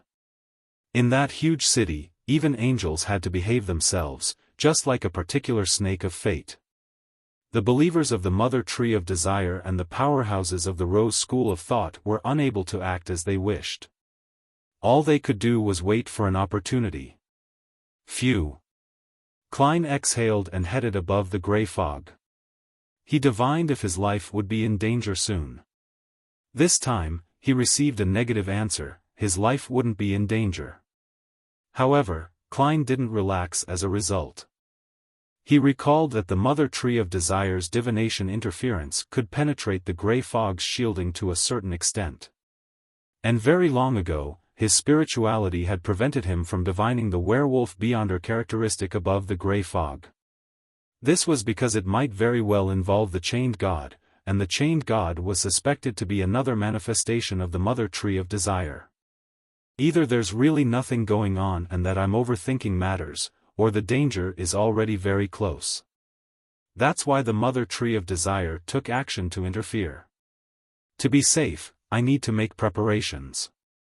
Even if it's proven to be a false alarm, it's still better than being captured by the Rose School of Thought and taken away by the Mother Tree of Desire to perform some unspeakable matters. Klein immediately returned to the real world and took out a pen and paper before quickly writing a letter. He started with, "Dear Mr. Azek. Considering how the underworld was inside the spirit world, that the demigods of the death pathway were considered high-ranking spirit world creatures in a certain way, and that Mr. Azek might be able to see his unique trait after he recovered his memory, Klein was rather honest. He directly wrote about the entire conversation between Orange Light Hilarian's manifestation, Helmasuin the scientist. The only thing he left out was about the grey fog and the parts about the great existence above the grey fog. Finally, he mentioned something. Does Mr. Hilarian's warning imply that I'll suffer mortal danger from the Rose School of Thought? After he folded the letter and blew the copper whistle to summon the messenger, Klein still didn't find it safe enough. He hurriedly took out the adventurer's harmonica and blew into it. Silently, Rionette Tinker appeared before him. Each of the 4 heads with blonde hair and red eyes rotated and said, "There's no letter, I have something to discuss with you." Klein forced a big smile. He handed over the gold coin he received from Anderson and said, "This is the fee for the summoning." One of the heads, Rionette Tinker, held bit onto the gold coin. The 2 other heads that didn't get the chance to speak asked, "What is it? I might face a certain degree of danger soon. I wonder if it's possible to summon you for help." Klein tried his best to make his eyes look sincere. The 8 eyes on Rionette Tinker's forehead darted around as they said, "Yes, pay 10,000 gold coins. 10,000 gold coins.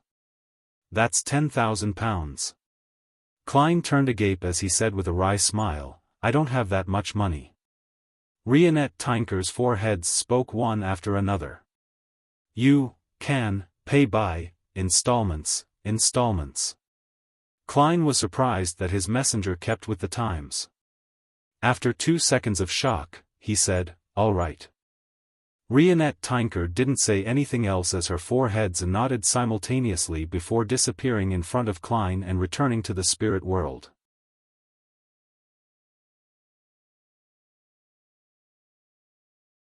Chapter 725, Morning. Upon seeing the messenger disappear, Klein thought of the demigods he could contact on short notice, but he realized that there weren't any.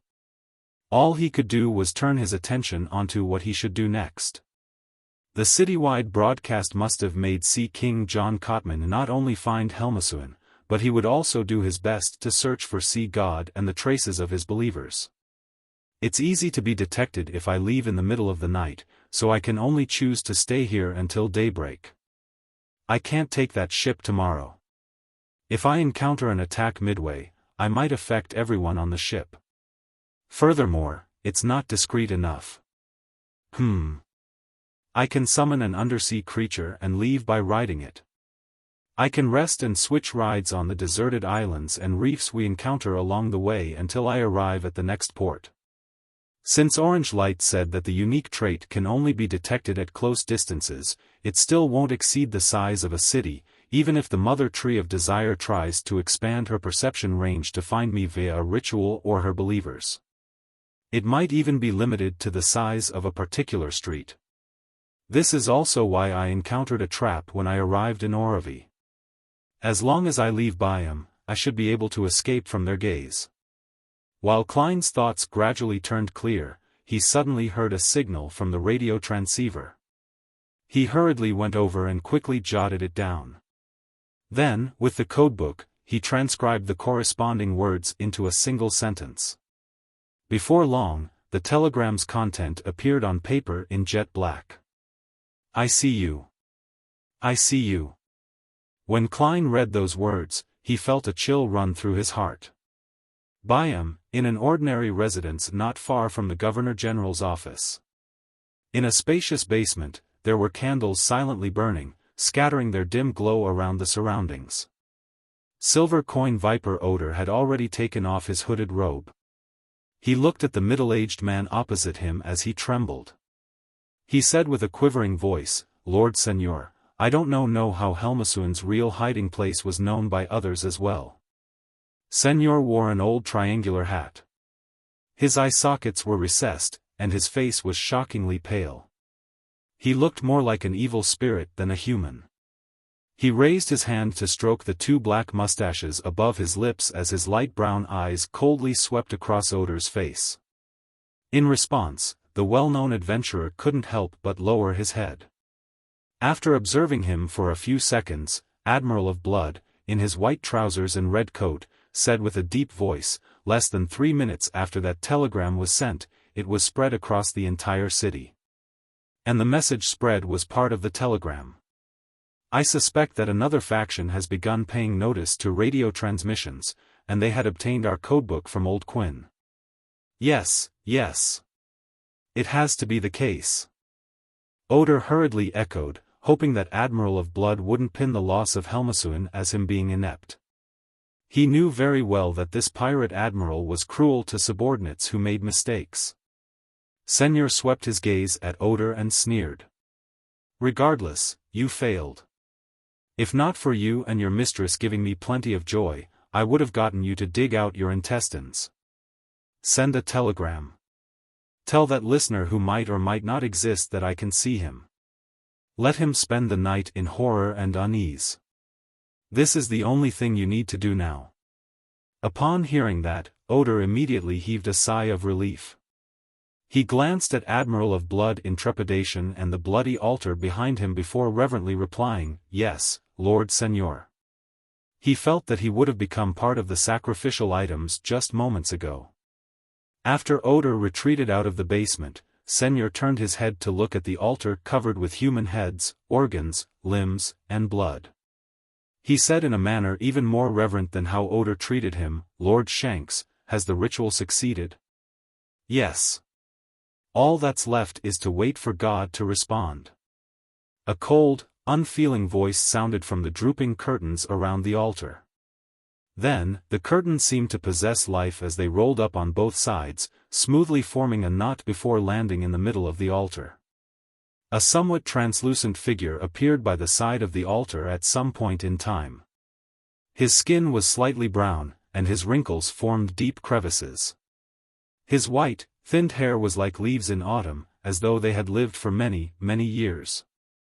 He humbly fixated his gaze at the candlelight with his brown eyes. Senor didn't dare say a word as he stood beside Lord Shanks, awaiting for any changes to happen to the altar. Suddenly, the candle's flame was dyed with all kinds of colors. Each color seemed to correspond to the different desires of an observer. The heads, organs, limbs, and blood on the altar moved by themselves as they stacked up together, forming the state of a melted candle. Before long, they formed a tree of flesh and blood that wasn't too tall. Its surface was uneven, resembling the shell of a walnut. Plop. Plop. Plop. The interior of the tree of flesh and blood seemed to have a heart beating forcefully with strength. When Senor was about to succumb to the din, the tree of flesh and blood instantly withered, rotting into slosh and collapsing. There was a tiny, flesh-colored, moist, sticky ball left behind. Soon, the tiny ball grew 4 limbs and a head, turning into a palm-sized humanoid creature. Its face didn't have any eyes, nose, or ears, other than a pinhole-like mouth. In its mouth, grayish-white fog spewed out before converging back in. It repeated several times without stopping. The elder named Shanks devoutly and passionately chanted the name, Mother Tree of Desire, and reached out to grab the strange tiny figure. Silently, all the candlelights were extinguished, but to a wraith who had night vision, this didn't affect them from seeing things. Senor observed Shanks and heard this important person say in a deep voice, "We've prepared for a long time for this ritual, and God's grace can help us sense the existence of the target through a wider range. Next, we can use the glasses made by the Life School of Thought to accurately locate him." As he spoke, Shanks took out a monocle from his inner pocket.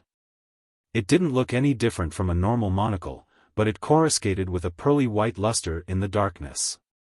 "Lord Shanks, what should we do next?" Senor asked respectfully. The wrinkled Shanks thought for a few seconds and said, "Seek out the target after daybreak. If he has powerful helpers, we will monitor him and prevent him from leaving our detection range. Then, patiently await Lord Sua's arrival. If he doesn't have any guardians and is weak himself, then we shall take action directly." After hearing the word Sua, the corners of Senor's forehead twitched as though just the mere mention of this important figure's left him apprehensive. He slowly took a deep breath and said, "Yes, Lord Shanks." After answering, Senor instinctively touched the necklace by his chest. The necklace seemed to be made of pure silver, and the pendant looked like an ancient coin. Klein, who didn't get much sleep for the rest of the night due to the fright from receiving the telegram, immediately sacrificed his suitcase, wallet, and most of his cash to the mysterious space above the gray fog at daybreak. After clearing up his tracks, he went to the front desk to check out. He rode a carriage to the borders of Byam, left the city, and climbed the mountain as though he was heading for a cemetery prepared for locals. Midway through his journey, he suddenly took a detour into the woods and planned on walking straight to the cliffs where a massive undersea creature was waiting underneath for him. The birds chirped and the insects buzzed in the woods as critters would occasionally scuttle by. Klein walked through the humic material-covered grounds at high speed. Along the way, he saw mushrooms growing after the rain, torn cloth, and rubbish which the Byam residences had left behind after a picnic. Everything seemed so serene alongside the fresh morning air. A leaf fluttered down as Klein didn't stop and easily dodged it. At that moment, the leaf's speed sped up and did a surprising bend, clinging to him in between his lips and nose. It was like an adult's palm that clasped his mouth and nose tightly, making it impossible for him to breathe. So. The surrounding trees had their branches fall off as they shot at Klein like sharp arrows. And the rubbish left from the picnic received a life of their own. They formed an airtight net as they came looming over.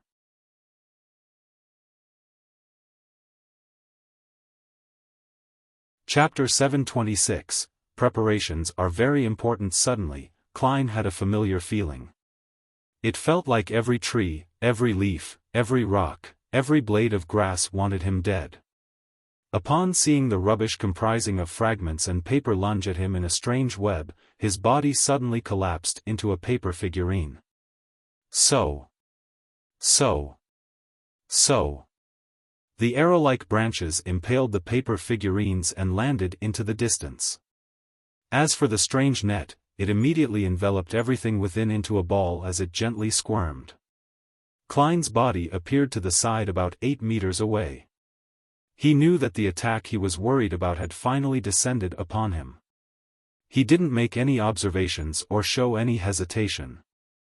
Raising his right palm, he reached into his pocket and pulled out the adventurer's harmonica. The situation he had encountered had made him realize that the attacker was likely a demigod from the Rose school of thought. It was an enemy he was currently unable to defend against. The one who had been pursuing Sharon back then gave him a similar feeling. At this moment, the paper figurines in his pocket suddenly flew out as they plastered over his face, one after another, layer after layer. At the same time, Klein's sleeves automatically tightened as they bound both his arms, preventing his palms from reaching down. His Taraba shirt and brown jacket were tightening like a bear giving him a hug. In seconds, he was bound on the spot by his clothes, trousers, and shoes. His face was covered with paper figurines, as his ribs were on the brink of fracturing. He found it abnormally difficult to breathe. Klein was mentally prepared and was equipped with rich combat experience, so he didn't panic. His right thumb and middle finger, which weren't affected, touched each other as he snapped his fingers. At his ham, scarlet flames immediately soared up, burning the tightly bound trousers clean before spreading upwards and downwards. Seizing this opportunity, Klein bent his knees and jumped up with great difficulty, like a cannonball that weakly fell to the ground moments after being launched, as he lunged to his right. In midair, he snapped his fingers again. This time, the sleeve by the right arm joint was ignited. As for the spot where he was originally standing, the green weeds suddenly withered as the blackened ground suddenly turned white as if it had been weathered by the elements. This attack was silent and deadly, without any forewarning. Klein knew that his enemy was powerful and that staying in the same spot would likely result in him suffering an attack he couldn't resist, therefore, he first removed the influence on his legs. If he hadn't done so, he would have already been heavily injured and lose his ability to do combat. He might have even perished. With a smacking sound, two spots around Klein's sleeves ignited. His right palm finally had the freedom to move as he reached into his pocket and grabbed the adventurer's harmonica. Plop! He fell to the ground, rolling as he immediately stopped himself with his right hand to bounce up. His left palm, which wore a human-skinned glove, snapped its fingers. This time, his target was the paper figurines that were plastered over his face to prevent him from breathing. Pa! The paper figurines burned up as the scarlet tongues of fire burned Klein's hair. At that moment, a scene suddenly flashed in his mind. An icicle had formed and was speeding right for his head like a thin gloomy green arrow. Due to its speed, it was translucent itself, making it usually impossible to discover it. But even though Klein's danger premonition was triggered, it was a little too late. This was because his clothes were still affecting his mobility. It was too late for him to dodge the attack. A thought flashed through his mind as he barely bent his back. His upper torso was bent backward, and he moved quite significantly to his right. Oof! The thin, cold ice arrow struck his left chest, instantly shattering the brown jacket and white round collar shirt which were located there as they scattered into the air. However, this lethal ice arrow didn't continue heading forward. This was because in its way was a book with a dark brown cover.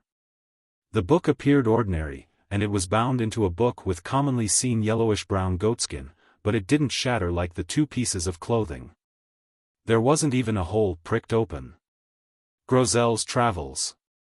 This was an item that even the sea god Scepter's lightning storm imbued with some powers of the mysterious space had failed to damage. Last night, the telegram of "I see you" gave Klein such a fright that he undoubtedly reinforced his protective countermeasures. He prepared every method he could think of. Apart from hiding the book at his vital spot, his other pocket had the iron cigar case which stored the influence of the corrupted true creator. Once things went bad, he would dispel the wall of spirituality, throw out the item, and see if it would draw the attention of the true creator. He hoped that he would send his powerful subordinates to make the situation more chaotic. He knew that even evil gods like the true creator hated the mother tree of desire. After withstanding the ice arrow, Klein fell to the ground while somersaulting to the side. He then brought the adventurer's harmonica to his lips and blew hard into it. At that moment, his face was turning a little black due to the burning of the paper figurines, but due to flame controlling, he wasn't injured. Then, he felt that the clothes on his left arm, waist, thighs, neck, and legs were restored to normal, giving him newfound freedom. At the moment he blew the harmonica, he quickly activated his spirit vision. He saw Miss Messenger walk out of the void with 4 blonde, red-eyed heads in hand. They automatically turned and stared at the same spot. One of the heads grunted as it opened its mouth and began drawing in air. A cold wind hummed as a figure was forcibly pulled out from a green tree 100 meters away from Klein. This figure failed to maintain his difficult-to-detect state as he rapidly turned half-transparent and half-corporeal. He was the wrinkled elder with white, thin hair. His facial features had the traits of the people of the southern continent. Just as his brown eyes reflected Rionette Tinker, his brows pricked up. Then, he didn't hesitate to open his mouth as though he was about to deliver an extreme curse that he had been preparing for a long time. At this moment, another one of the heads which Rionette Tinker was holding had opened its mouth as well, as though it was making a silent screech. With that, nothing happened inside the forest. When Shank saw this, he hurriedly turned his head to look at Klein, who had yet to react in time when a figure with white, thin hair and exaggerated wrinkles appeared in his eyes. His mind instantly turned cold. Although his thoughts weren't impeded, he had lost control over his body. All he could do was watch the white-haired elder vanish as he turned to face Miss Messenger. The 2 heads which Rionette Tinker carried suddenly flew out and appeared before Klein. One of them opened its mouth as it drew in air, while the other's red eyes turned dark as its teeth turned long and sharp, phasing between an incorporeal and corporeal state. Klein saw the translucent elder with white, thin hair being forcefully pulled out from his body before Miss Messenger's head with the long teeth that bit at his shoulder, tearing out an object that appeared both like a spirit body and a physical body. Shanks frowned without screaming. Its figure abruptly vanished as it leaped to a spot with a glass fragment 100 meters away. Following that, he seemed to be pursued by formless hands and enemies. He kept phasing into shallow puddles of water, the eyes of animals, the dew on plants, etc. Finally, he was able to catch a breather, and still, Klein was feeling a little stiff and cold from the inside out. Phew! Shanks entered the spirit world and walked out again. In his hand was a moist, sticky, palm-sized doll. This figure's face only had a hole as it was inhaling and exhaling a grayish-white fog which Klein found familiar. Shanks didn't hesitate as he stuffed the doll into his mouth. Upon seeing this, Rionette Tinker's other two heads left her palm, and like before, flew towards Shanks at a fast speed, arriving nearly instantly. However, Shanks had already begun transforming. His body turned black as his skin scrunched up and water began seeping out. His hair, brows, and other parts began withering and dropping. Following that, his limbs grew long and thin. In just a second, Shanks seemed to be assimilated by the doll, becoming a huge, black, moist infant with long forelimbs and swollen shriveled skin. His eyes, nose, mouth, and ears moved from their original locations to the middle of his face as though they were gathering together to form a brand new organ. His skin, limbs, and newly formed organ brought an indescribable sense of mystery and wickedness. Just a single look had made his body, which had just recovered from the coldness, feel extremely itchy. Red spots protruded from his skin as a result of the clumps of fine granules. His eyes undoubtedly suffered a piercing pain. He instinctively closed them tight as tears were forced out. By the time he calmed himself with cogitation and opened his eyes again, he realized that Miss Messenger and the Rose School of Thought's demigod had vanished. However, Klein's spiritual intuition told him that they were nearby. They were in an intense battle shuttling between the real world and the spirit world. Be it the dropping of the leaves, the shaking of the weeds, the crawling of the worms, and the fleeing of the wild beasts, all of them represented each and every clash. As his mind whirred, Klein took out Death Knell and tapped his left thumb on the first segment of his index finger twice. Countless illusory thin threads appeared in his eyes, making him see objects that usually couldn't be seen with his normal vision or spirit vision. Two blobs were flying around him, and the dense black bundles of threads that entangled with each other were Rionette Tinker and the Rose School of Thought's demigod. Apart from these, Klein also discovered that a blob of illusory black threads was rapidly approaching him. It would stop from time to time, so as to avoid the intense battle between the two demigods. There's another enemy? An enemy who was hiding in the distance awaiting the results, but hasn't decided to participate in the battle? Anyways, anyone who's stealthily approaching in such a situation must be an enemy. Klein's eyes moved slightly as he cocked the death knell and lowered it naturally to put it into a state for lethal attack. Then, he pretended as though he hadn't detected the bundle of illusory black threads, stuffed his left palm into his pocket, and grabbed a gold coin. He made it tumble between his fingers as though he was in a divination state. He was doing this to disrupt the approacher's spiritual intuition for danger. After losing his paper figurines, this was the only method he had. After patiently waiting for 2 seconds, when the other party was within shooting range, Klein's eyes turned solemn as he suddenly raised his right hand, aimed, and pulled the trigger.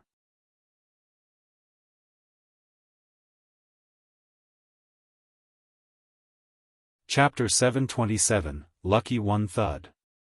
The black revolver with the slightly long barrel recoiled backward as a pale golden beam shot out, heading straight for the spot where the target was about to arrive at. However, the illusory black threads suddenly stopped as though they were observing something. From his condition, it didn't appear like he had sensed the arrival of danger, but he had his attention attracted by something else. A grayish-white rabbit leaped out the thick grass and fled far away as the tree standing in front of the blob of illusory black threads collapsed due to the gunshot. At the height of a human, a gigantic and irregular hole and a raging pure fire appeared at the tree's trunk, directly splitting it from the middle. Death Knell's might was equivalent to a small-caliber cannon, and its penetrating powers were even more potent. The blob of dense, illusory black threads was clearly given a fright as it instinctively disappeared from where it was, appearing on the surface of a nearby puddle of water. Inevitably, his figure was outlined. He had a pale face with deep recessed eye sockets and light brown eyes. He looked to be in his 40s, had a double mustache above his lips, and wore an old triangular hat. Klein was no stranger to the man, as his bounty notice often appeared before his eyes. Step by step, they were stacked into a clear image: Admiral of Blood Seigneur. Just in loan alone, his bounty was worth £42,000. He had long infiltrated Biam. Was it to take away Tyranny von Helmasuin? After this scientist passed away due to being discovered, he joined the Rose School of Thought's mission to target me? I seem to have an additional weakness, but before it's triggered, I've no way of knowing what it is. As his thoughts raced, Klein saw Seigneur's figure disappear once again. However, the traces of Admiral of Blood's existence was rather obvious. The blob of illusory black threads of his was like a firefly in the darkness. It wasn't difficult to identify him at all. The blob of illusory black threads circled around him with the aid of the morning dew, glass fragments, and water puddles that had frozen for some reason. Jumping again and again from one medium to the other, the gap between the two soon narrowed. Klein didn't wait on the spot. Instead, he quickly moved but only slightly shifted his position so as to prevent the Rose School of Thought demigod, who was engaged in an intense battle, from attacking him in passing. Seigneur's performance made him understand one thing: a wraith's ability to possess someone to directly control their body requires them to enter a certain range. Previously, although the Rose School of Thought demigod was able to accomplish it at further distances, he hadn't done so, perhaps out of contempt or for fear of any accidents. It could be confirmed that Seigneur was a Sequence 5 wraith. Klein kept changing his location, and he awaited the opportunity when the distance between them was more suitable. Just as Admiral of Blood's speed slowed down slightly, and he was about to possess his target from a distance, Klein's left glove suddenly turned deep black, as though it was formed layer by pure particles. Following that, he said a word filled with foulness, a word that came from the devil language: slow. Seigneur had sensed it and changed his position before Klein could even open his mouth. But everything within an 8-meter radius came to a halt. His evasive maneuver had failed to show any effects. It was an area of effect attack. Seigneur's figure suddenly became slow. He once again outlined his figure in the real world as Klein raised his iron-black revolver, cocked it, and placed his target in his sights. With Death Knell, he saw that Seigneur's body was covered with all kinds of colors that indicated his weakness wasn't at his head, but slightly above his throat.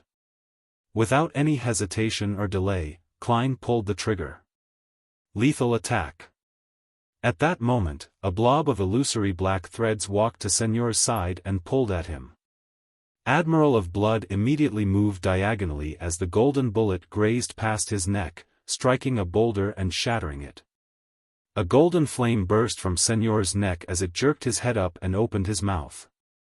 A sharp shriek blasted out and entered Klein's ears, causing his mind to hum as his body came to a temporary halt. Formless souls had flown to Seigneur's side at some point in time before mixing with cold winds.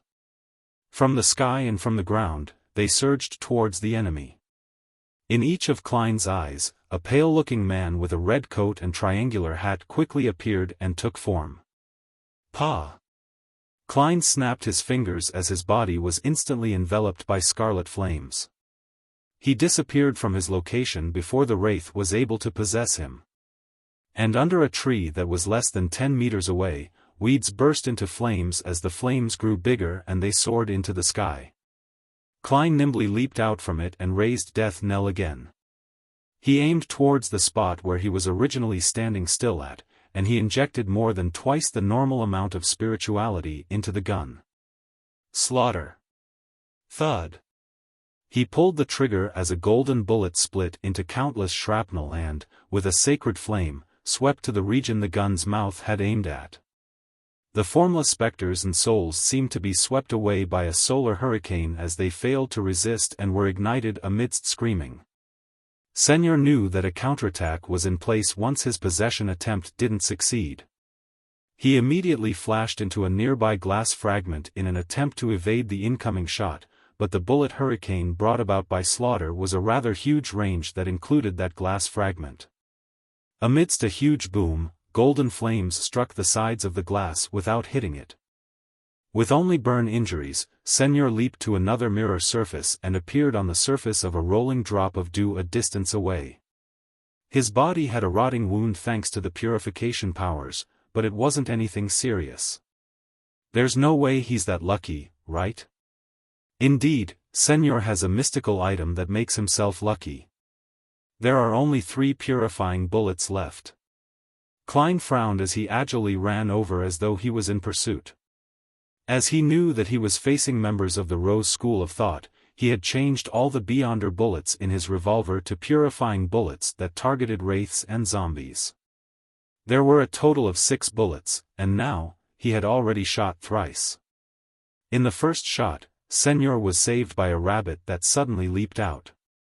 In the second shot, he was yanked away by the Rose School of Thought's demigod who happened to come beside him. In the third shot, he happened to be in the gap of the fragment amidst the slaughter hurricane, preventing him from suffering too much damage. Klein found this level of luck completely unacceptable. However, Klein didn't wallow in depression.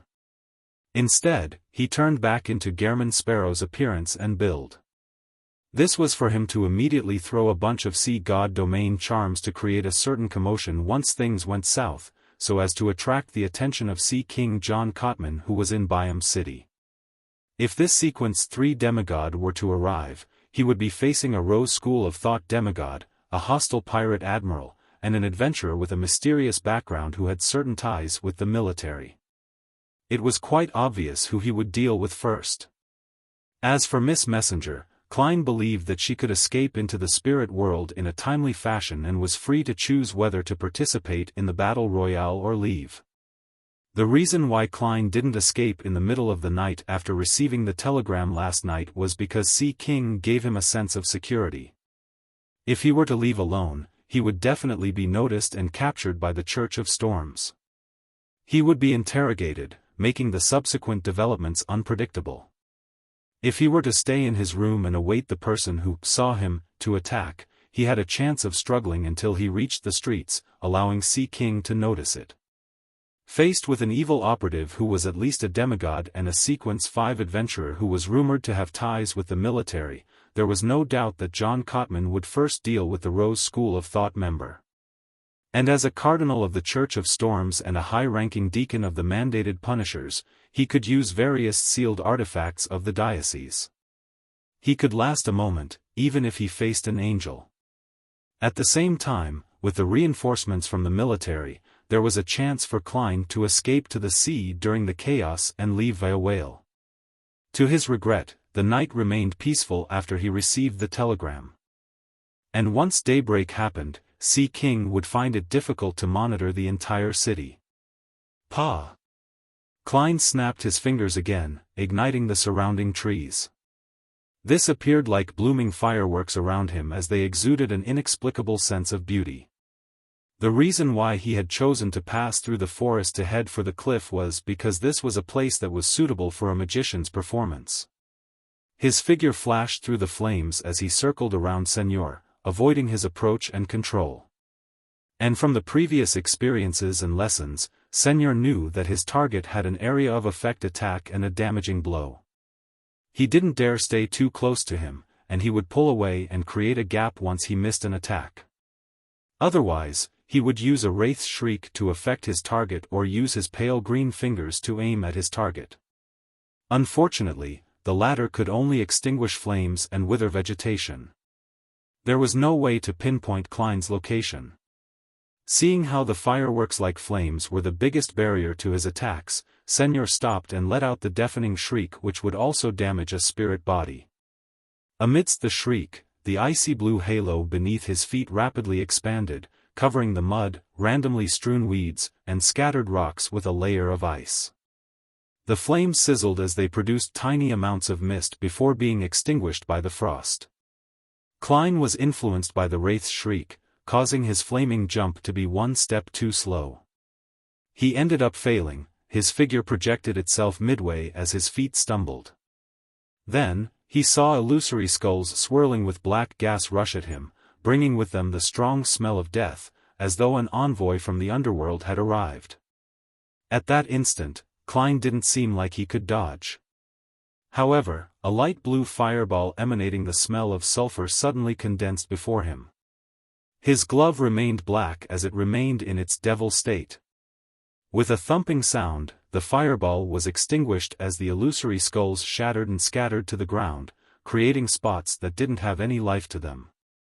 Right on the heels of that, Klein steadied his body and took out the iron cigar case from his pocket. He threw it at Admiral of Blood Senor as his glove turned noble and sinister at some point in time. Baron of Corruption, bribe.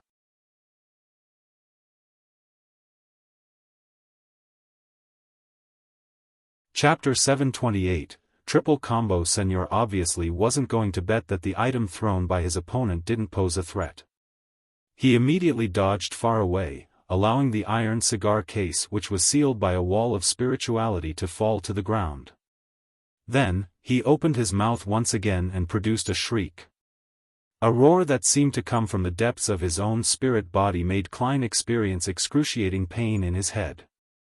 Even though he often suffered from the ravings of existences like the True Creator and Mr. Door, and was rather resistant toward such attacks, it was impossible for him to not pause momentarily. He felt his nose burning as though a capillary had burst. However, with his resistance combined together with bribe, the effects were reduced.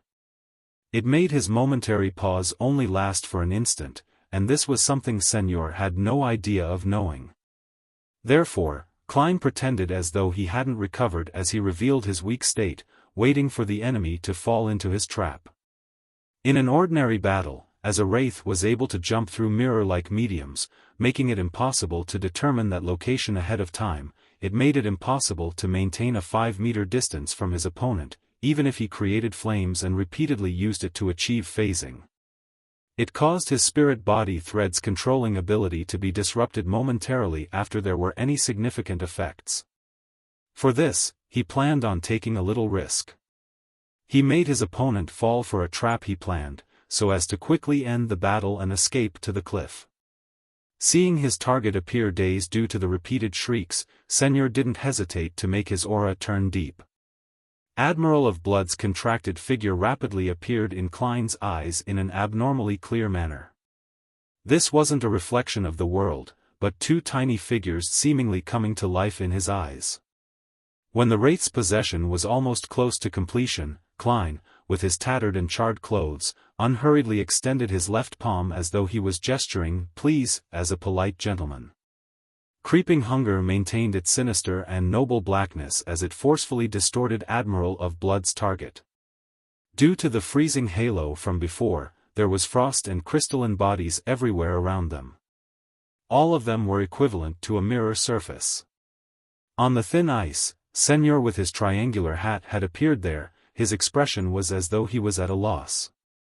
At that moment, creeping hunger switched to a deep black state as Klein said a word filled with foulness, a word that came from the devil language, "slow." Just as he was about to use the mirror surfaces to phase away, Senor instantly froze. His figure involuntarily outlined itself as his body turned extremely rigid. His attempts had failed. As there was no way to repeatedly use slow, Klein made his left glove turn pale as it was tinged with a slightly dark green color. Zombie. The ceiling caused by the frost on the ground had once again exacerbated as they rapidly spread to Senor's side as they began to spread from his toes to turn him into a completed ice sculpture. With his knowledge that wraiths had a very strong resistance to the cold, Klein didn't let his guard down or waste any time. He made creeping hunger transform as if it was gilded. The illusory black threads in his eyes were hidden away as two blinding silver bolts of lightning shot out from the innermost depths of his eyes. Interrogator's psychic piercing. In his usual state, Senyor's fusion of spirit and flesh typically wouldn't be significantly affected. He could even cause the attack to backfire on his opponent. However, having just recovered from slow, he found himself sealed in ice. All he could do was resist the formless bolt that targeted his spirit body. His mind felt as though a blade had penetrated it as it twisted. The pain spread through his body as he temporarily lost all reason. By the time he regained his lucidity and prepared to make continuous leaps to open up a distance, the cold adventurer opposite him opened his mouth once again. Slow. Dog's hit. Senyor's actions turned sluggish and impeded once again. Then, without any surprises, he suffered from the two follow-up attacks of ice stun and psychic piercing. When he barely escaped again, the black-haired, brown-eyed Gehrman sparrow opened his mouth a third time with a deadpan expression. Slow. Senyor was enraged as he reeled in despair before finding himself stuck in a perpetual cycle. As for Klein, who had kept his opponent in place 3 times, was beginning to control his opponent's spirit-body threads. In fact, the most effective solution for when his opponent was unable to escape was to take the opportunity to use Death Knell to deliver 2 or 3 lethal attacks. But his past failures had told him that his enemy had a mystical item that allowed him to be lucky. An overly direct and lethal shot might very well lead to an accident, resulting in some undesirable effects. It was precisely because of this that he decided to gradually proceed in the proper order by controlling Admiral of Blood's spirit-body threads. Time quickly passed. As Klein ran around Senyor to dodge the possible attacks from the Rose School of Thought demigod, he controlled Senyor's spirit-body threads, and he slowly reached the state of gaining initial control. 3 seconds. 2 seconds. 1 second. Senyor's thoughts instantly turned sluggish as though every part of his body was rusting. Klein no longer had the strength to use creeping hunger again. He continued deepening his control as he began walking at an adequate speed. No. I can't let this continue. Thoughts slowly moved through Senyor's mind as a translucent icicle condensed in front of him. It was dyed with a gloomy green as though it was showing its respect to the surrounding forest. As for Klein, who had witnessed his opponent's series of slow actions, he unhurriedly retracted his left hand and took out Grozel's travels from his chest and braced himself. So. The icicle finally shot out, seemingly heading for Klein's chest, but it suddenly changed directions midway as it flew diagonally upwards. This adjustment should have been a sudden lethal blow, but as Senyor's thoughts had been slowed down significantly, the order received by the icicle had only happened when it was almost reaching Klein. This made the sudden change insufficient to catch Klein by surprise as he shifted Grozel's travels and easily blocked the attack. Senyor's expression turned pale again. After a few seconds of thought, he slowly opened his mouth in an attempt to let out a wraith's shriek. Having already prepared himself, Klein spoke first. Bang! An air bullet quickly shot out and struck Senyor in the mouth, throwing his head backward as teeth fell. The shriek was left stuck in his throat. Seeing the control deepen and how Senyor's resistance was crumbling bit by bit, to the point of losing his reason and launching a barrage of attacks like a lunatic, Klein suddenly felt some joy. At that moment, a shrill, sharp infant's cry sounded and resounded in the woods.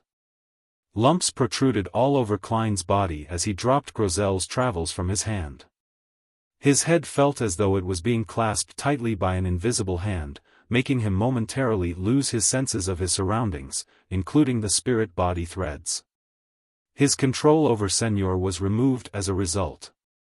About 100 meters away from them, the large-sized baby, which was black, swollen, and wrinkled, that appeared to have stormed out of the water had escaped its illusory state and returned to reality. His limbs were long and thin, and there was only an irregular hole on his face. circling the hole were gnarling teeth. At that moment, Shank's body had an additional wound that was obvious and deep. It was a piercing wound that went through the black and swollen skin, causing putrid blackish-green liquid to gush out. After this Rose school of thought's demigod appeared, he stopped dodging or escaping. He began screaming like crazy, letting out infantile screams. It made Klein and Senor fall into a painful stupor. Even their bodies showed signs of losing control. The four blonde, red-eyed heads were thrown into the void as they opened their mouths and let out a soundless shriek, silencing the terrifying cries. Rionette, Tinker and Shanks had engaged in another round of combat, phasing between the spirit world and reality from time to time as they shuttled between leaves, weeds, insect eggs, ice crystals, and thorns. Senor and Klein stood in their spots in a stupor. They tried their best to recover from the effects of the infantile cry. In this aspect, Senor believed that, as a wraith, he had an unsurpassable advantage. The corners of his lips subconsciously curled up a little. He had already figured out what to do with his opponent later. But at that moment, the eyes of the adventurer who was in tattered clothes while exuding a cold demeanor had turned lucid. It had only been a second since the infantile cry had ended. Klein, who was experienced in this, quickly recovered as he realized that Senor was still in a dazed and impeded state. An opportunity. His mind stirred, but he didn't attempt a long-distance attack which allowed for plenty of accidents. Instead, he chose to control Senor's spirit-body threads, which took more time. He tapped his right foot as his figure dashed towards his opponent like a panther. His left glove was dark, and when it moved backward, it condensed in a manner that resembled a blade, forming a gigantic weapon formed from lava and flames. Desire Apostle, Sword of Lava. Bam! Klein's body passed by Senor's left as the searing sword swept across his chest and got stuck in the middle. The light blue flames ignited Senor, but aside from suffering damage to his body, he didn't lose his life. However, the pain left him yelling incessantly. After the two brushed by each other, Klein immediately abandoned the sword of lava. He took a step to his left and turned around, facing Admiral of Blood's back. He raised the iron-black death knell to his opponent's head. He didn't use lethal attack, and he directly pulled the trigger. With a bang, his body suddenly shook a little. This was because the spot he had stepped onto appeared to be a hole. Hence, death knell had slid downwards, and the golden bullet had hit the side of Senor's neck. Blood tainted with a dark green tinge spewed out. Admiral of Blood had lost nearly half his neck as he fell forward. He fainted, but he remained alive. Klein was just about to add another shot when the sky suddenly darkened. An arm suddenly reached out. The arm was 10 meters long, and it had a black sticky surface with strange protrusions. They were either skulls, erected eyeballs, or barbed tongues. The moment it appeared, it made the entire forest shake. All the leaves withered as all the insects stiffened to their deaths. All the beasts either fell paralyzed to the ground, or they began biting themselves wildly, leaving their bodies bleeding. Klein's danger premonition reached its limit. He hurriedly closed his eyes, lunged forward, and did a roll. He grabbed Grozel's travels and held it in front of his face.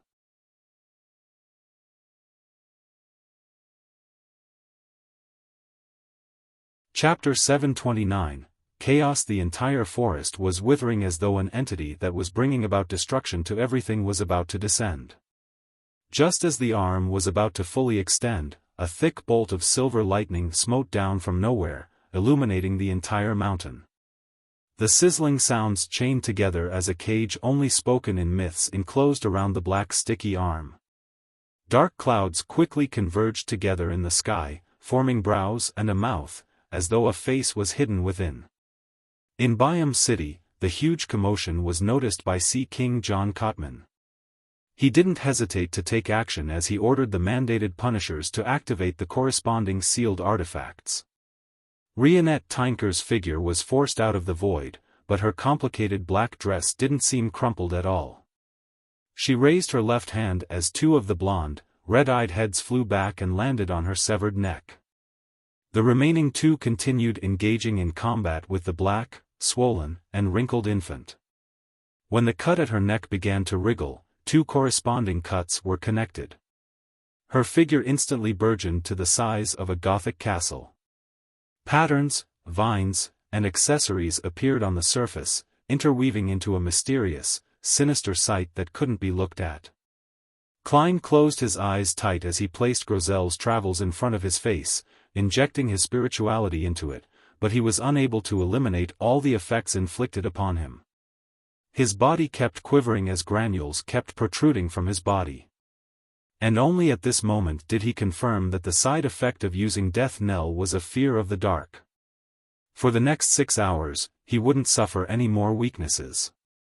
Thankfully, the weakness is just insurmountable, but it doesn't mean that I'm unable to resist for a short period of time. Klein desperately closed his eyes as tears kept rolling down his cheeks. He didn't spend time considering the problems regarding this, because the situation had developed into one of extreme danger, but it was also very chaotic. The one that descended seems to be stronger than Sea King. It's likely an angel, but his condition doesn't seem to be particularly good as well. He didn't directly appear, and he instead used the spirit world to attack. Is it because he can't rush here in time and could only consider using this method? Thankfully, I received a warning from Orange Light, otherwise, the results would be unthinkable if this situation drags on. As Klein's thoughts flashed through his mind, his first reaction was to take the opportunity to flee and open up a safe distance. However, he knew that hastily retreating without any preparations was equally dangerous. If the Rose School of Thought's angel abandons the attack and retracts his arm, Sea King John Cotman wouldn't have any motivation in embroiling himself in a pursuit effort. This is because he isn't facing a saint who he can consider retaining. This way, simply relying on Miss Messenger, Rionette Tynker, makes it difficult to stop this entity. I might be pursued again when the time comes. I have to add more trouble for him, making him temporarily unable to leave. I'll take this opportunity to escape the waters where Blue Mountain Island is. As his thoughts churned, Klein followed his emergency plans, took out Grosel's travels, stuffed Death Knell inside, and made a few rolls before arriving next to the iron cigar case. He stabbed it with his finger, removing the wall of spirituality in opening the case, and he threw tinder, which was corrupted by the true creator, into the air, towards the source of the danger. Right on the heels of that, Klein used Grosel's travels to shield the top of his head, opened his eyes, and took out a whistle. This wasn't Azek's copper whistle, but the numinous episcopate copper whistle which he had obtained from a mysticism enthusiast in Backlund. It originated from a resurrected numinous episcopate member. Back then, Klein had made a divination about the copper whistle, and he received a revelation that sending a message would be extremely dangerous. At that moment, he decided to allow extreme danger to meet extreme danger, so as to create an even more chaotic situation that benefited him. He quickly put the copper whistle to his mouth and blew into it. Then, he activated his spirit vision without daring to look up. A skull with 3 lifeless eyes emerged. Around it were black appendage-like tentacles. Without any hesitation, Klein handed over a white feather left behind by the resurrected numinous episcopate member to the messenger. He didn't wait for the messenger to disappear as he immediately bulged his muscles, swung his arm, and threw the copper whistle into the air where the source of danger was. With that done, he put away the iron cigar case, did another roll, and bounced up as he rushed straight for the cliff. During this process, he kept his head down and kept changing location. He didn't dare to look at the scene happening above him, nor did he dare to stay any longer. When he passed by the spot where Admiral of Blood Seigneur should have been lying unconscious, Klein's gaze suddenly froze. He was alarmed to find that he had vanished. In that chaotic situation without any aid, this wraith, who had suffered immense damage and was unable to maintain his spirit-body state, had vanished. Klein paused as he swept his gaze. He saw that ahead of him were a few drops of splattered dark red blood that coruscated with a dark green tint. And this region was where Grozel's travels had previously dropped. No way. A few drops of Admiral of Blood's blood dropped onto the book's cover? This sucked him in. Klein frowned, as he didn't think it was a good thing. He was afraid that the angel and saint that the Mother Tree of Desire had sent was able to gain the help of Admiral of Blood from within Grozel's travels to pursue him. However, it was impossible for him to abandon the book. Without it, Klein didn't believe that he was lucky enough to dodge all the stray blasts and unknown shrapnel which could fall from the sky at any moment. I'll resolve this latent risk by entering with my spirit body after I escape. As a few thoughts rose up in his mind, Klein dipped the tip of his foot down as he ran, lifting up the soil which had Señor's blood on it, reached out, and grabbed a handful. This was used to locate Admiral of Blood later. Tap. Tap. Tap. Klein ran in a meandering manner, holding Grozel's travels over his head, making adjustments from time to time based on his premonition for danger. The book blocked the random bolts of lightning or the scattering rain of corroding rock, and it shielded him from a terrifying gaze that was cast over. With the book, Klein successfully tore out of the lifeless forest and came to the edge of a cliff. At this moment, the surroundings turned dark. It wasn't the kind of darkness before a storm, nor was it a result of a moonless or starless night. It was a dead silence that emanated the smell of rot. Raving sounded out from varying distances and at varying pitches, as though something seemed to be slowly breathing in the air. Klein, who was afraid of the dark, trembled. He didn't dare to look at what was happening above him. All he noticed was a few white feathers stained with yellowish oil spiraling down to the ground nearby when there was a flash of lightning. His right foot took a stride forward as he jumped off the cliff and plummeted straight down. He fell out of the darkness and could see light. Then, he dropped into a mouth that had been waiting for him for a long time. The mouth didn't have any teeth as it immediately closed and sank to the bottom of the sea. According to the agreement they had made previously, it was to head for a reef beyond Blue Mountain Island as quickly as possible. This was a gigantic undersea creature with 16 fins on its back. In the darkness, Klein instinctively wished to huddle into a ball and helplessly tremble, but he barely repressed his emotions and took out a priest of light beyonder characteristic he had prepared to deal with wraiths. He had obtained it through the glove.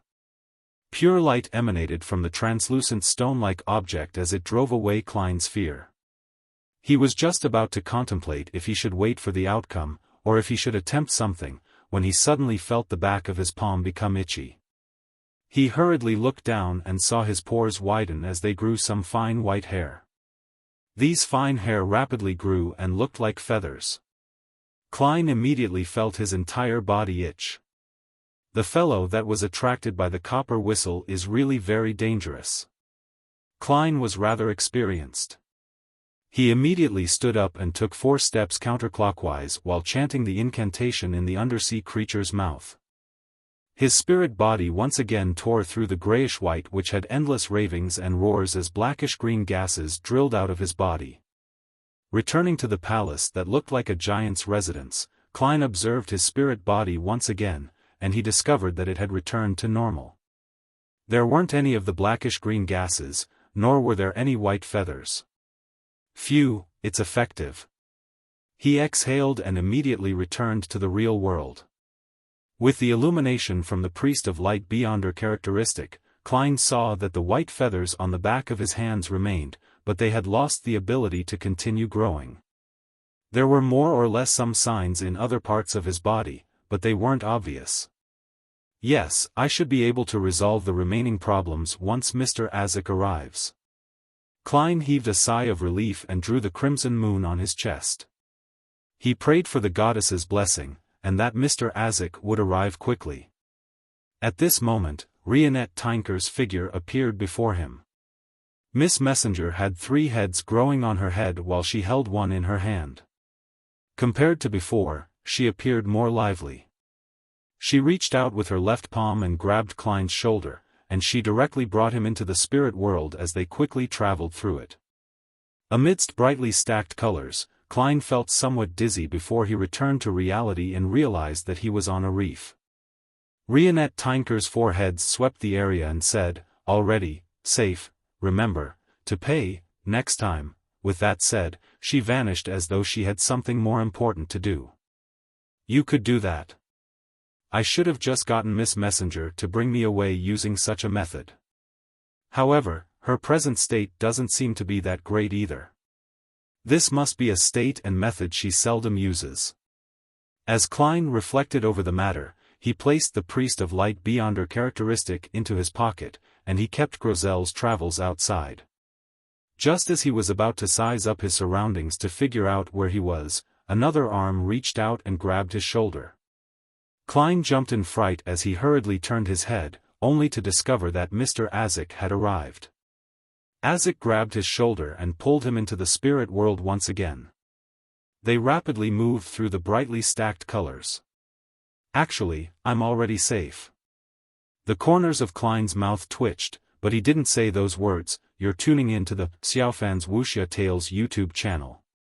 Don't forget to subscribe and join us on this journey to catch the most captivating stories.